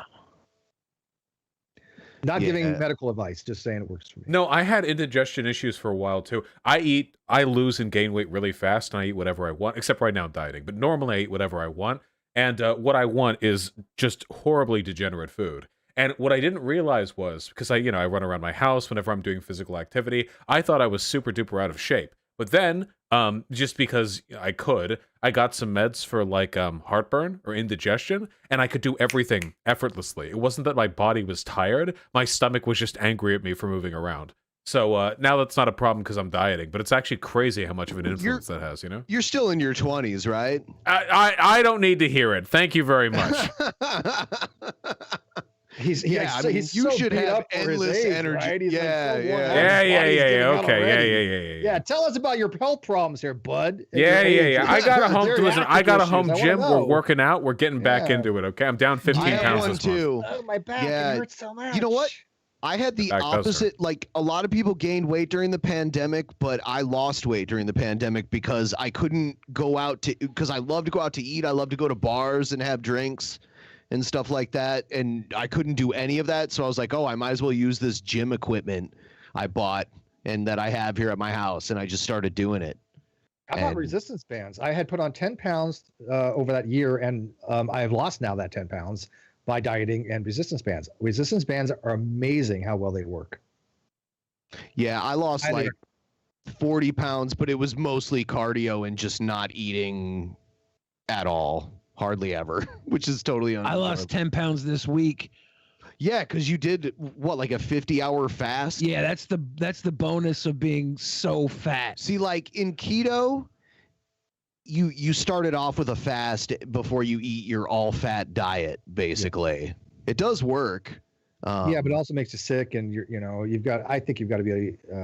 I didn't get sick from it. You didn't get when your body went to ketosis. It didn't go on. You didn't get sick. No, I didn't feel sick, but I did feel kind of woozy a lot of times. And when I would do cardio after eating like minimal calories and it being all fat, I would get kind of woozy when I would do exercises. But I got through it, and now it's easy to exercise. Have you ever considered eating a bunch of soy to turn into a femboy? Sure. I'll grow boobs. Why not? Do you drink soy milk? Are you a soy milk person? I already got boobs. I don't drink milk. Yeah. You don't drink any milk? I don't drink milk. I like the A&D. I don't drink milk, but I drink coffee and I use creamer, but my creamer is a almond-based creamer that I prefer. That's mostly it. I do like cheese though. I am kind of a cheese fanatic. I'm a cheese boy. Yeah, I'm a cheeser is what I am. Have you had the Beecher's mac and cheese? I have not, no. They say it's the best mac and cheese in the world. It's probably close. They serve it like there's Pike there's one at Pike Place, and then there's Beecher's places around the Seattle area. A lot of malls have Beecher's. Yeah, and it's very good mac and cheese. Top tier. Sounds like a white people mac and cheese. It is. It's of course it's from Seattle, right? White boy summer. So the demographics of Seattle are the whitest I've ever lived in, because I grew up in a place that was like I grew up in Toledo, and it's probably like, I don't know, like 40% black just in Toledo alone. So it was normal to just see black people everywhere you go, but in Seattle, especially Bellevue, it's not. It's Los Angeles was definitely a lot more racially diverse than Seattle. Though I imagine Seattle's way more racially diverse than most of America. It's just, it's a comparison thing, I guess. Yeah, probably. Like maybe like Nebraska or something. Wait, actually, hold on. Let me see. Seattle, let's take a look on Wikipedia. Let's find out. Yeah. There was also where was I? I was in I think Wyoming, like Casper, Wyoming or something. Okay, no, not Casper, Wyoming. Seattle is 66% white non-Hispanic, 14% Asian, 7% black or African American, 6.6% Hispanic or Latino of any race, and then Native American, Pacific Islander, and so on and so on. Yeah, that's pretty white. What was Los Angeles? Way more Asians than most cities, though, too. Makes sense. We have West Coast. Yeah. Like in Bellevue here, they cater a lot to the Indian Asian and market. Like you'll go to the movie theater and they'll have. There's Indian movies at the local movie theater in and Bellevue. Food on the instead of like a popcorn and stuff. They'll have that too, but they'll have like the options for like samosas and stuff. Oh shit! LA is actually under 50% white. Yeah, a lot of Mexican people come up into LA, right? Yeah. Yeah, it's 10% black, 11% Asian, and other race is 24%, but this is from the 2010 census, which means there are probably even fewer white people today, and other race probably means non-white Latin. There's only 2 states that I'm aware of in the U.S. that do not have like an Anglo, like white majority, and it's Hawaii and New Mexico. And in New Mexico, I think they're like in Albuquerque, it's probably, I would guess, probably like 60% Hispanic, just in the city there. Based? Yeah, it's kind of weird, like to even think that even exists. I wonder if it's hard to find mayonnaise there. Chipotle mayo only. Yeah, a lot you of have to go. running You know how around. we have Asian markets? They have gringo markets. You have to like walk around physically and like find one. It's like some rusty truck that's parked, double parked illegally in front of a residential district, and you have to get your mayonnaise from there. Yeah, they just sell mayonnaise and Kleenex. Yeah. This is stupid. How do you find my glasses? They calling the police. Are you recording? That's illegal. That's illegal. So like, that's illegal. This girl and her boyfriend sitting right next to her, he's very embarrassed, and I don't know. Ducking out of sight. Oh. Why is it that people go crazy on airplanes all the time? They're stressful. Oh, because they're stuck in a box with a ton of other people? I think a lot of people medicate themselves too because they're afraid of flying. I don't know. Maybe this woman's like medicated really bad. It's a pressurized You skybox. need to get my permission. What was that? It's a pressurized skybox where you're crammed in with other people. It's stressful. Yeah. I hate flying. They go nuts when they see a camera. It's like, you hate to break it to people, but there's cameras everywhere. Look, she's being filmed because the mask is off, right? Baby, stop. No, that's illegal. You didn't get my permission at all. Please stop. Do you realize what you're doing? Why you at it? Hey, bro, my glasses? Please. This is my fiance. Okay. Oh. Why aren't you sitting next to her? Yeah, who's the guy in the middle? Why do you need a mediator to fly with your fiance? We got a problem. It's a polycule. It's the cuck and the bull. Okay, it's perfectly normal. Get over yourself. Not judging them. Not judging their relationship. It's fine. I'll stop when you stop. I'll stop when you find my glasses. No, because that's disrespectful. I'm disrespectful? Are you kidding me right now? How did I disrespect you? Oh Sucks my when the God. plane starts laughing at you. We've been listening to your crap for hours. These 2 lanes. How did I just? No, you stop. You stop, I'll stop. You stop, I'll stop. Okay? No, that's disrespectful. No, that's disrespectful with this bald ass. You probably don't get your dick sucked, little fucker. She's snapping on him. Wait, what initiated the filming? What Virgin happened? right here. 40-year-old virgin going to Vegas with his token. Got him. Motherfucking, you want to pick out a person that can't see shit. So she's looking for her glasses. Right. And she's trying to get her glasses. Okay. And she's saying, put the camera down and help me find my glasses. It's not this person's responsibility to help her find her glasses. Well, if they were the gentleman flyer, they would help her find her glasses. You should never touch another person's glasses. They are filthy. Glasses are absolutely disgusting. I would never. They're so gross. And on an airplane, the only people that can help you find something in your row are the other people sitting in your row, right? Like a guy 3 rows down isn't going to be able to help her find her fiance's in the row with her. Yeah, you should help find the he's glasses. embarrassed. The poor guy in the middle in between them, I don't understand why that happened. He's not going to help her find them. Honeymoon's over. I don't know. She's telling the guy to leave her alone because she can't see. Yep. Poor woman's blind, getting picked on. I just don't understand. She can see the camera, I guess, so it can't be too bad. I don't know. People jump to that it's illegal shit so quickly. What gives Americans the confidence to declare the illegality of perfectly legal shit? They do this all the time. Anytime there's a public, Ignorance. yeah, Entitlement. It's simple as that. They think there's laws on the books that don't exist. Ignorance is America's superpower. To be fair, you know which group of people is the most likely to make a legally incorrect statement with regards to the legality of public filming? Police. And they're the ones whose job it is to know. Yeah. Oops. But I don't know if they're like lying on purpose though, They have right? body Like, you cam. can't- Yeah. They're filming lying everything. on purpose. Yeah. They'll say anything. Cops, when they roll up to you, they'll be like, yeah, I'm sorry, but code 76, citation E, paragraph B says that if you continue to hold that camera out, I am allowed to fuck your dog. Sir, your dog is looking at me in a very sultry manner right now, and for their sake and yours, you should put that camera away right now. All right, you've had enough work. Like, they'll say anything. They don't care. Oh, they don't care.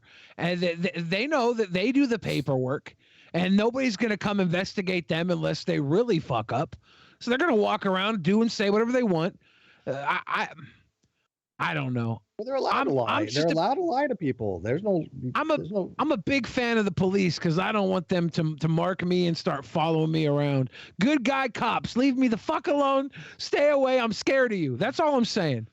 You should be scared of a lot of them.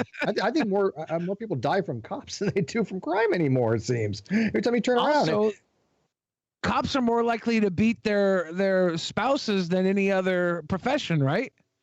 It's a high stressful job. They got to take it on somebody, I guess, right? The data on that. So there's actually an interesting story to that data. As I understand it, that citation was cited in some congressional hearing a million years ago, and it's based off one paper, an old study. And I think the actual statistic is that there's a 40% chance that a household in which one of the people there is a cop has domestic violence. Not that the cop does it, but that it has domestic violence. Now, I'm not a betting man, but I'm willing to bet that in a household where one person is a cop and the other person isn't, if there is domestic violence in that household, it's probably the cop doing it. That's just very unlikely the topic is going to be the victim of domestic violence. Now, it doesn't mean it can't happen, and in some cases it probably does, and we should never blame the victim, but in most cases it probably is he's going to or she is going to be the aggressor. There's probably at least some bias there. I mean, the physical aggression, the paranoia, the high stress job, there's just some conditions, some set of factors. Well, now that I know that statistic is questioned, I think that the real number one job for domestic abuse would have to be mall Santa. Well, the most number one peed on. Number one peed on. Hence the domestic abuse, yes. You have to take it on somebody. They're like, man, I was at work. They pissed all over me. I got to take it on somebody. Whack. That's imagine if you love being pissed on. Would you just become a mall Santa? Well, it's children pissing on you, so... Water sports. You're like jackpot. Little kids just whizzing on you. If you're a pedophile water sports aficionado, then that might be game A, which is the reason why, and this is true, mall Santas are actually they're actually forced to undergo one of the most rigorous psychological profile checks that you're going to get for pretty much any U.S. job. They're basically like the elite. They're the Green Beret of mall employees. Well, and they have I think they have their own union. I think they only have. I mean, it's an eclectic club. And that's good though, because you're gonna have people's kids in your lap all day long, like just psychologically, not from the pervert standpoint, just from not reacting poorly when a kid is like grumpy and does something and yanks your beard or smacks you. Usually you gotta have Beard. resolve. Well, yeah, but those aren't the real Santas, though. Yeah, the real it's a fake Santas beard if you're a crappy Santa. True. Also, their union is great. You know, they get 50 weeks of work off every year. That's collective bargaining right there. Yeah, that's some bargaining power right there. But don't you think that the Santas that have a real beard probably get paid more? I mean, they should. Right? They should. They do get paid more. They do get paid more. Yeah. Okay. Yeah. I mean, that's the real beard looks way better. I would hate that job. Their benefits are amazing. They get free cookies. They know when you're sleeping. They know when you're awake. Yeah. They know if you've been bad or good. I'm not finishing it. You don't like cookies? You want to be Santa for cookies? I like cookies. Cookies are great. I like that they're starting to leave milk and cookies out for Snoop Dogg and Willie Nelson on 420. That's my America. Yeah, those are different kind of cookies, man. Hey, can I ask you guys a question? What's your favorite type of mushroom? Amanita muscaria. Let me Google mushroom forest, and I'm going to see which one looks really pretty, and I'm going to say that one. Anything with psilocybin? I'm getting a World of Warcraft zone. Psilocybin mushrooms? The freaky mushrooms? I don't know if I have. I do like the portobello. I like fancy ones. Shiitake is good too. I don't know what the name of them are, but they're the tiny little mushrooms that cook up with a steak. You know what? Little tiny ball cap. What about the little mushrooms they give you at like Hot Pot and stuff? You know what I'm talking about? They're little skinny. I don't like those. I don't like the tall ones. I like them to be like a short, stubby chode. I don't like the thinny, skinny ding dong mushrooms. The straw mushrooms. I like turkey tails. Turkey. Oh, I gotta Google this. Look at that. This is my life right now. Turkey tails. Are you introducing me to turkey tails? Yeah, I'm introducing you to turkey tails. Look at, they're really pretty. They look like coral. Yeah, that's nice. Okay, I'm Googling turkey tails. I have to add mushroom in because I got a freaking ducktail ripoff where they were all Thanksgiving turkeys. Okay. And that pisses me off. So turkey tails are beautiful looking mushrooms. They look like, I've seen these all over the Northwest. Yeah, in the Northwest, in probably September, October, mushrooms just grow like crazy. Yeah, when I was a kid, I would go around and just kick a pod of turkey tails. I just pop them. You're bust up disgusting, everywhere. you murderer. Whatever, they grow back. Murderer. No, but they're not even plants. No, they're actually closer to human beings, like animals than plants. So Okay, so that's another way I'm like Hitler. If we're just gonna tally up all the like Hitler things I have, no one else is doing that but you. Why, as you know, I gotta keep honest. Okay. You why? All right. This is what you want. You want me to keep track of every way in which I'm like Hitler? Okay. All right. You made me do this. All right. I am 5'7". I have. You made me wear dark this hair. brown suit designed by Hugo Boss. Oh, Hugo Boss designed his suits? Hugo I Boss don't designed mean the to Nazi walk uniform. like this. You did this to me. Yeah, Hugo Boss designed the Nazi uniforms. Wow. So he was actually alive back then. Didn't the Nazis? Did you know that, Bosch? Did you know Hugo Boss designed the Nazi uniforms? I knew Hugo Boss, the company, did. I didn't realize the founder of the company was around to do that back then. I'm pretty sure he was. Didn't the I could be Nazis wrong, create Fanta because Coca-Cola? So they Yeah. created Fanta soda. Yeah, that's actually true. Man, that delicious pop is of the Nazis. I love how you called it pop. Delicious colored pop. Soda. Soda. I grew up calling it pop. Could you imagine that without the Nazis, we'd probably all see Faygo commercials on TV? Oh my God. They'd all like Nazi rallies would all be like the gathering of the juggalos. Yes. Yeah. That's a better world right Forward. there. Oh, 100% juggalos, 1,000% juggalos over Nazis every day of the week. No, hands down. I don't care how bad they smell. I will be with some stinky juggalo face paint, the boobies hanging like flop donkeys. I don't care. I'm for that world before I ever go to a stupid rally with stick up their butt Nazis. Right. Most boring fucking loser people. Juggalos are fun, dude. I've never talked to or met a juggalo, but every time, Really? for everything that I've seen about them in popular media, they seem like they're pretty cool dudes.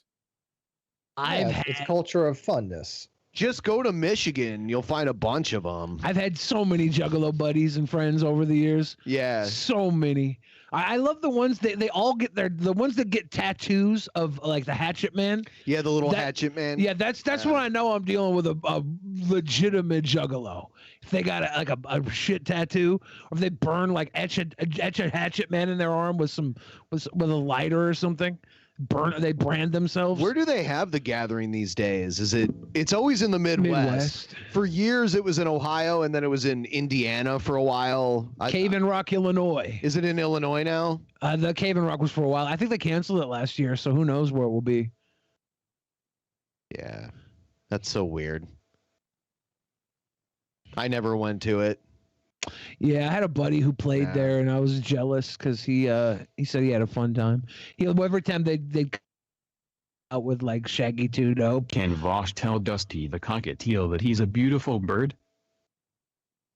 Dusty the cockatiel, you are a beautiful bird, and I love you. Yeah. Oh wow! That you had gotta love emotion you behind it. I felt that. Yeah, it's like a little what's the Fiverr? That's the thing where you pay $5 and somebody says something. Basically. But you said it was such conviction. I mean, I felt passion. That guy has accumulated over the past several years pretty much everyone that's ever been on this show saying that Dusty the cockatiel is a beautiful bird, and it is actually a real bird, though. That's awesome. Yeah, Dusty himself has been a guest, and I'm surprised his owner hasn't asked Dusty to call himself a beautiful bird. Dusty's owner, like, we'll have the bird on, and then we'll hear Dusty's owner be like, "I got a fart," and then you'll just hear him, like, rip the juiciest fart you could ever imagine. Yeah, it's pretty gross. Pretty gross. Not gonna lie. Yeah. He's also into farts. He has a beautiful bird. It is a cute bird, but he's also into farts. I feel like he could be the mayor of shitting himself. Yeah. Are you drinking Jack Daniels? What are you drinking, by the way? Is that Jack Daniels? That's Pure Leaf tea. That's tea. Oh, it's tea. I thought he was drinking Jack, and I'm like, dude, straight from the bottle? Unsweetened tea. I do drink Jack straight from the bottle though, if I wanted to be that type of guy, but I can't anymore because I'm fresh dieting sweet boy. Ramadan. Oh wait, by the way, you look awesome. Like I don't know if I said it earlier, I don't remember, but like good job. I've just restarted the diet. I lost 250 pounds over the last couple years, and then this last year I slid bad. So I'm getting back on my grind. It's COVID. It's COVID. Don't worry. It's COVID. It's fine. Yeah. Seriously. Oh yeah. I'm not kicking myself. I'm just, I'm back to it. Have you had shabu shabu? What is that? It's a Japanese hot pot. It's similar to the hot pots we've had. Like you order the thin sliced meat. Oh, I haven't had it, but I think I saw it. It's really good. I started having that recently. It's pretty amazing. Oh, you know what? We should probably just read through the TT or the Streamlabs. The Streamlabs? Yeah. All right. We always read back through it, even if it reads out loud. That's fair. Yeah. An inordinate amount of my stream time is spent reading out donuts. We try and catch up at a certain point. Andrew says, guys, DP TTS on Streamlabs. This is a rare opportunity, Pepe. I don't know what that means. I'm a boomer. David Hardy again. Thank you for the big love chosen. Says my favorite candy bar is Kit Kats. Oh, not bad. Gave us a super chats. R. Azriel says to control a people, you must first control what they think about themselves and how they regard their history and culture. And when your conqueror makes you ashamed of your culture and your history, he needs no prison walls and no chains to hold you. JHC, yeah. Shout out to whatever conquering me. John says, I love you guys. I know you guys like wrestling. Has Voss shown you his belt yet? Did we see that last time? You know what? No, this is new actually. Hold on. I've seen it in some of his streams in the background. Yeah, someone made him a belt. This is the Hippy Dippy championship belt. I got this for being good at debate, but coincidentally, oh, you can see yourself. See? Yeah. There you go. But coincidentally, I did wrestle back in high school. Not for very long. Did you? Yeah. Nice. It's a tough sport. I did it in middle school and high school. I'll tell you what, anytime there was a fight in my high school and a wrestler was involved, they won every time because they would just take the other person down to the ground. Yeah, wrestling is Mm-hmm. an extremely pragmatic combat sport. I don't have I told the wrestling story, my in and out, really quick on that? Have I told that here? No. Okay. So basically, back in high school, I think it started sophomore year. I was a really big kid. I mean, I grew up faster than everyone else. I was like 6'2" when I was 14, and a big guy. I was strong. So I thought, okay, let's do something. We go to the wrestling club. All right. Now I was a big bastard. Okay, but I was not the biggest bastard. Okay. The biggest bastard was also in the wrestling club, bigger than anyone else in the football team. This guy was a titan, all right? He was a senior, he was 6'8", and he was somewhere in between ogre and Goliath levels of muscular fatness. I mean, this guy had to be 350 pounds. And they did not put me up against that guy when I started, because you break people into pairs, you test grapples, that kind of thing. They actually put me up against a girl. I had this huge crush on this girl because she was 5'10", rippling back muscles. I mean, my God, my teenage brain couldn't handle it. She was gorgeous. There was no girls on the wrestling team in my day. She was the only one. Zero. She was the only one, and she was very strong. She wasn't as strong as me. I mean, whatever, differences, but much more skilled than I was. So she was able to beat me reliably. And you got to wrestle her, and you had a crush on her. I know. But that's not the focus of the story. But oh my God, so cute, But anyway, this big bastard, he would always wrestle against the coach, who, I shit you not, was this ex-KGB Russian dude who stopped before the collapse of the Soviet Union, came over here to do like the martial arts thing, and then now he's retired and he just helps out with the school stuff. And they would pair off with each other. And they were evenly matched because he knew some sort of KGB magic with his brain. I don't know. But we also would occasionally train with this it was like wrestling soccer. It was a big gym mat area, pads everywhere, 2 goals on either side, a soccer ball, get the soccer ball in the enemy's net, no matter what. Doesn't matter. Shoulder checks, grapples, kill people. Who cares? And I had the biggest bastard on my team. And this two left foot dumb fuck, okay? I'm skating in to try and get this ball. He knocks me from behind with all 8,000 pounds of his gargantuan mass. And my foot folds forward as such. You know, we have 4 toes that go one way and 1 toe that goes the other. My toe just gets snapped in half like a Kit Kat. And yeah. Anyway, after that, I stopped because it sucked. You know, it sucked a little bit. But yeah. That doesn't sound like wrestling practice to me, this weird new sport that they created where it's like wrestling and soccer. What the fuck is that? I don't think it was about the technique. I think it was just about getting people used to getting knocked around, which we sure as fuck did. Yeah. Did you know if that 6'8" guy ever went on to be like a god or something? I have no idea. I hope so. Big guy. Full beard, Persian kid, you know. I hope so. I want this to be a pro sport now. The thing he just described. It's called rugby. No, not like that. Oh. I don't know. No, it's good. There was this weird thing in Eastern Europe for a time on YouTube, this Eastern European multi-guy fight league, like team fight league. Yeah, that was interesting. Yeah, and it's still out there. It's probably like 6 or 7 years old, but you can go back and watch the whole thing. It's like teams of 5 going. Yeah, and they take out like a couple guys on one team and they just beat the crap out of the remaining guy. Yeah, it sucks to be the last guy, and there's like 3 or 4 of them left. Yeah. Yeah. That was fun. J Dragon Melly said, I'm late, but I've wanted Steve and Vosh on stream together ever since Non Sequitur. Thanks all for doing this. You're welcome. Dragon of the West. Yeah, it's been so long. It's been so long. Dragon of the West said, America created at least 3 different barbecue styles. Also, a lot of Mexican dishes are a fusion of Mayan and Spanish foods, i.e. beef tamales.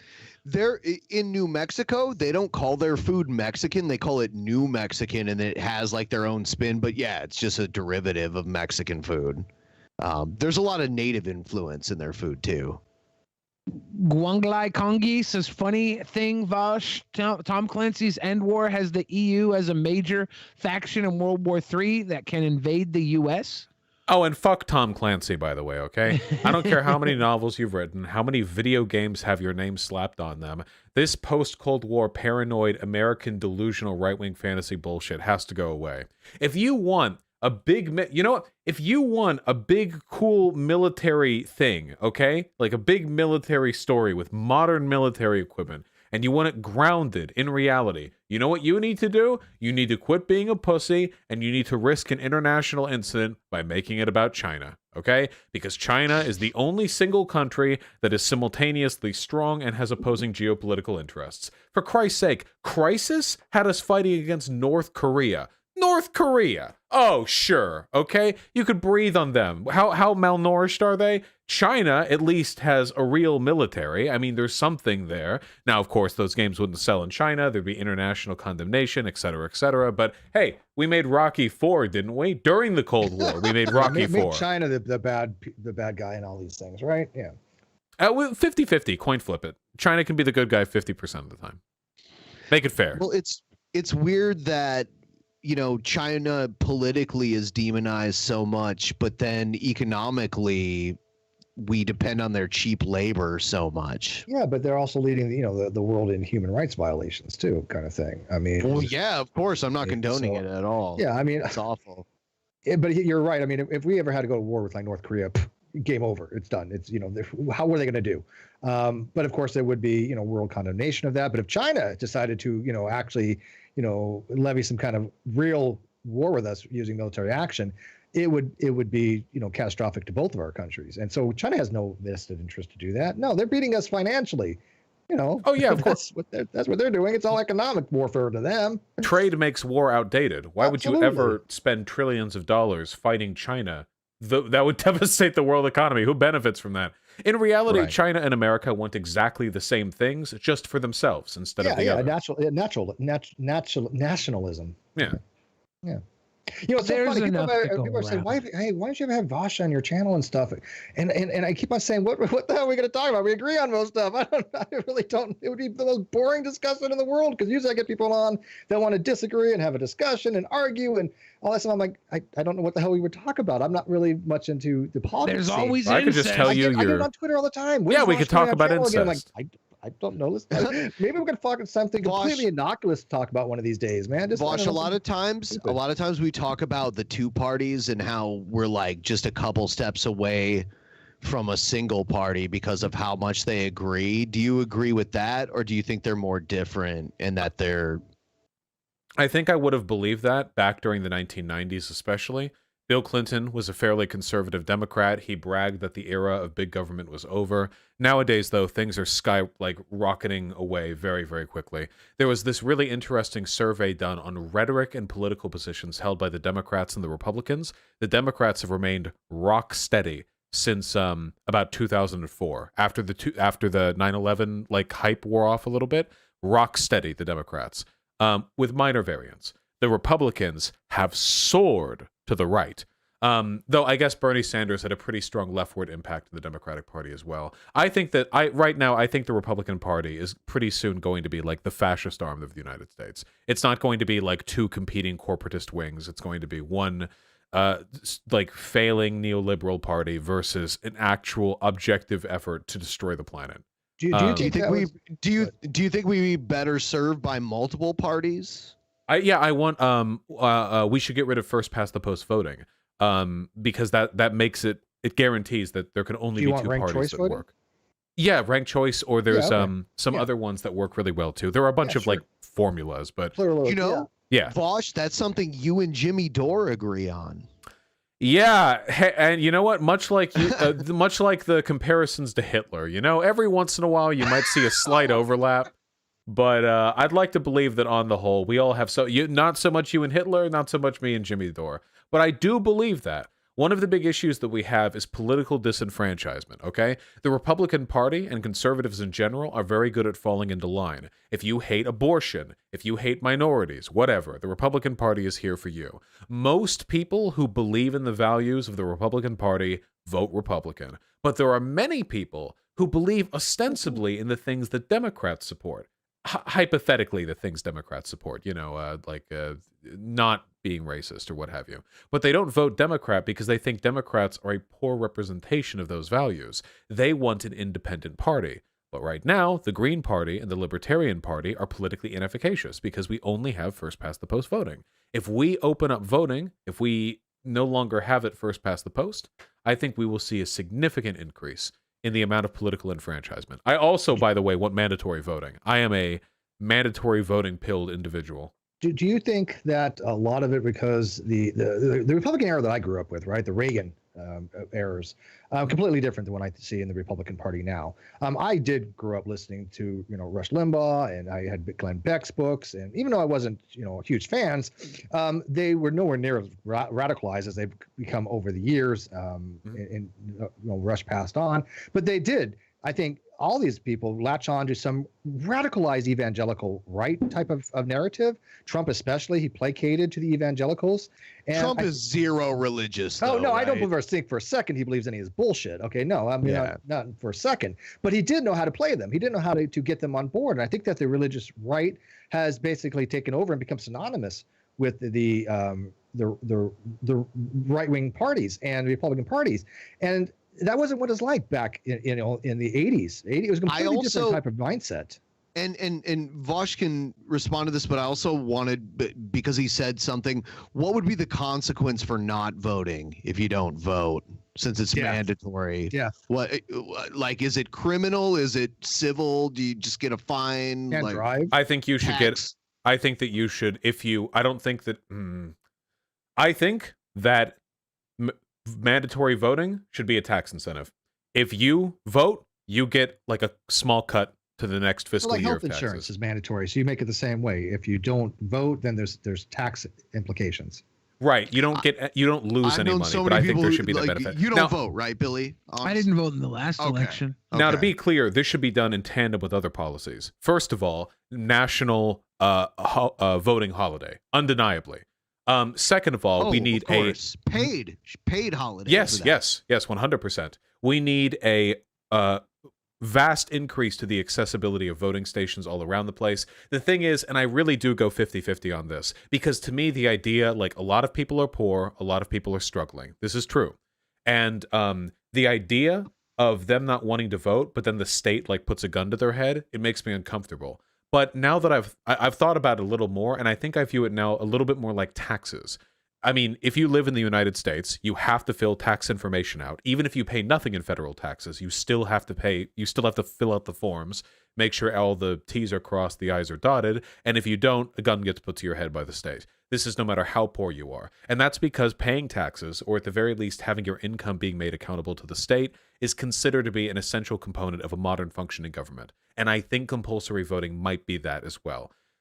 Now, we have made taxation and paying your taxes way harder than it needs to be. It was actually the companies that do your taxes for you. You know what I mean? Like you pay them and they do your taxes. They are the ones who have prevented the federal government from just sending you a bill. Because the government knows how much you owe the federal government. They know that. The state, the federal government, and the city could just send you bills. They could be that simple. But these people, they wanted it to be a circuitous and complicated system so that they could make millions and billions doing people's taxes for them. That's why the state arrests you if you don't pay the right amount in taxes. They already know. So there are solutions to these problems, you know? Certainly. Yeah. Yeah, but I don't think I have as mandatory anything because, you know, the government, you know, when they get involved and make anything mandatory, it never works out well for the people. See, I think they should give everybody their own little, like, cellular devices that have facial recognition. And when voting time comes, you have to watch like a 1-minute ad for each side or whatever. And then you vote, and once you're done voting, you get access to like Disney Plus and Netflix and all that stuff for free on your little device the rest of the time. Yeah, but you don't get it back until you get until you get through your little lessons or like ad videos for each thing and vote, and then you get your entertainment hub back. And they can follow you everywhere, and the cameras are live, and they can connect them as data points to see where you're at. And also, they have to give you like a little microchip in your penis. In your penis? Yeah, in your penis. Why penis? Why can't it be in your arm or in your butt, like on your butt cheek or whatever? People will cut off their butt cheeks. That's a lot of flesh to cut off. But they'll do it to get rid of that chip. Not if it's in their penis. Well, if they're willing to cut off their whole butt cheek, yes, they're willing to cut off their penis. You're going to be mindful of that. Every time you take a pee, you're going to be thinking about that chip, man. You know, you're always going to be thinking about I usually, whenever I'm peeing, I'm usually thinking about chips already. Somehow, I don't want to know what really controls the narrative. We always get back to dicks. I love Pringles. You're thinking of how to aim properly when you're peeing. That's the only thing. I don't have to aim. God's with me. I piss by faith. Can you do this? No, I don't do that. Yeah. I have to lift my belly, so I can't do that. Vosh, are you effing out over on your yeah, stream? no, my fucking American internet over here having a great time at the moment. We have it though. Yeah, we're on the same time zone. But we have a great internet. Like the internet over here is it can work pretty well, but I was having trouble for a while. I had to call people out to come here and fix the wiring. Yeah, I think what's actually happening is that it's a problem with Streamlabs OBS. See, Streamlabs OBS has a built-in duo streaming feature that has caused some frame drop issues in the past. They recently issued an update, and after that, the problem got way, way worse. So I think the problem is there. It's a really, really glitchy update too. It like breaks. Update things get worse. It breaks the thumbnail. Have you ever heard of XSplit? That's what I use. I might have to. Yeah. Wait, because you can hear me just fine right now, right? Yeah. Hold on. Wait. Fine. Yeah, just a second. Internet speed test. And if I run an internet speed test, yeah, I'm getting a gig right now. So it's not my internet. I think it's Streamlabs OBS. Yeah. Yes, OBS is buggy as hell. There's no question. Yeah, I was using I tried OBS, not Streamlabs OBS, but the regular OBS for a while. Has refused the single best method of pushing people left. A solid, regular, weekly dose of Oak Buddy Vouch. Don't let them. Don't give them what they want. Don't give them what they want. I won't give you what you want, trolls. Here, chat. See? Look, chat. See, it's not... She wasn't the internet. It's Streamlabs, okay? I'll maybe switch to a different program before next stream. Sorry. Yeah. There's so many programs out there, but I did try to use one, and it totally fucked up everything here, and I had to reset everything and start it over again. It's weird how temperamental it is. And it here where we do this, because I have multiple mics and multiple cams in here, that makes it even more complicated, and things can get weird and laggy. Yeah. But oh, that's okay. I'll still put the video up, and the local recording is still going to be crisp. So, yes, that's life, I guess. I'm getting pretty exhausted anyway, and I haven't been able to. Yeah, you've had a long day. You got ouchie. Yeah. We're gonna stick around until we meet the goal, but yeah, if you gotta go. It's good. Wait. The problem is, I would normally send all of my people over to you. The issue is that because of the Streamlab lag, I think they're about 5 minutes behind me in the actual live stream. Let me chat at them. Hold on. Sure. Hey, in the meantime, please continue. Yeah, I'll read some more of these dodos because everybody wants to hear that. The issue isn't Streamlabs. It isn't OBS. It isn't internet. It's the lack of Oak Buddy time. Oh, it's my meme subreddit. It's the I don't get it. You guys are gonna have to do another $20 dono to teach me. Let's see. R. Azriel, thank you for the message. John J. Dragon Melly, Dragon on the West. Okay, here we're caught up. All right, finally. Thank you, Holic Master, for the dono. Fixed Soul. Don't let Stabby win. Donate now. Oh, Coop Car gave us that big love. Anonymous. The funny thing, Vosh and Tom Clancy End War, the EU is the major factions. We just got that one before, but yeah, thank you for that. You already know the answer to that one. Devin plays it all, says haven't seen you guys in years. When did Billy become Daddy the Fridge? Yeah, I know, right? Thick.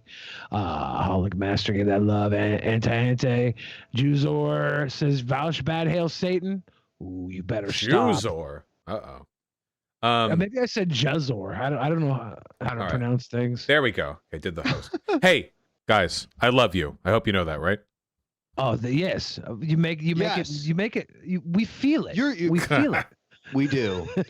I'd like to have you back more often, but I only feel like it necessary to bother you like quarterly. So. Yeah, it's maybe a little more than quarterly. I am generally asocial, but this is my favorite non-debate social thing to do online. So keep being amazing. That, okay? That is definitely seriously a compliment. We have Fauci ouchies and stuff. If you want to meet up and do a food someday, we could meet up and do a food someday. Absolutely. Yeah. Once the pandemic's done, there are a lot of friends who I want to say hi to. Yeah. Anyway, I'll send my folks over. Thank you again. I hope everyone here has a wonderful day. Thank you for having me on. Thank you, Vosh. Thank you. Good seeing you again, bro. Yeah, of course. It's great seeing you again. And by the way, Steve, I hope the legal shenaniganry happens. Okay, hope it all works out. I appreciate that, man. Well, and I'm telling you, when we do get the Non-Sequitur show back, you're more than welcome to come back on anytime, and you know that. And we will make something happen. And again, maybe not something along the lines of a debate, but I mean, I just like.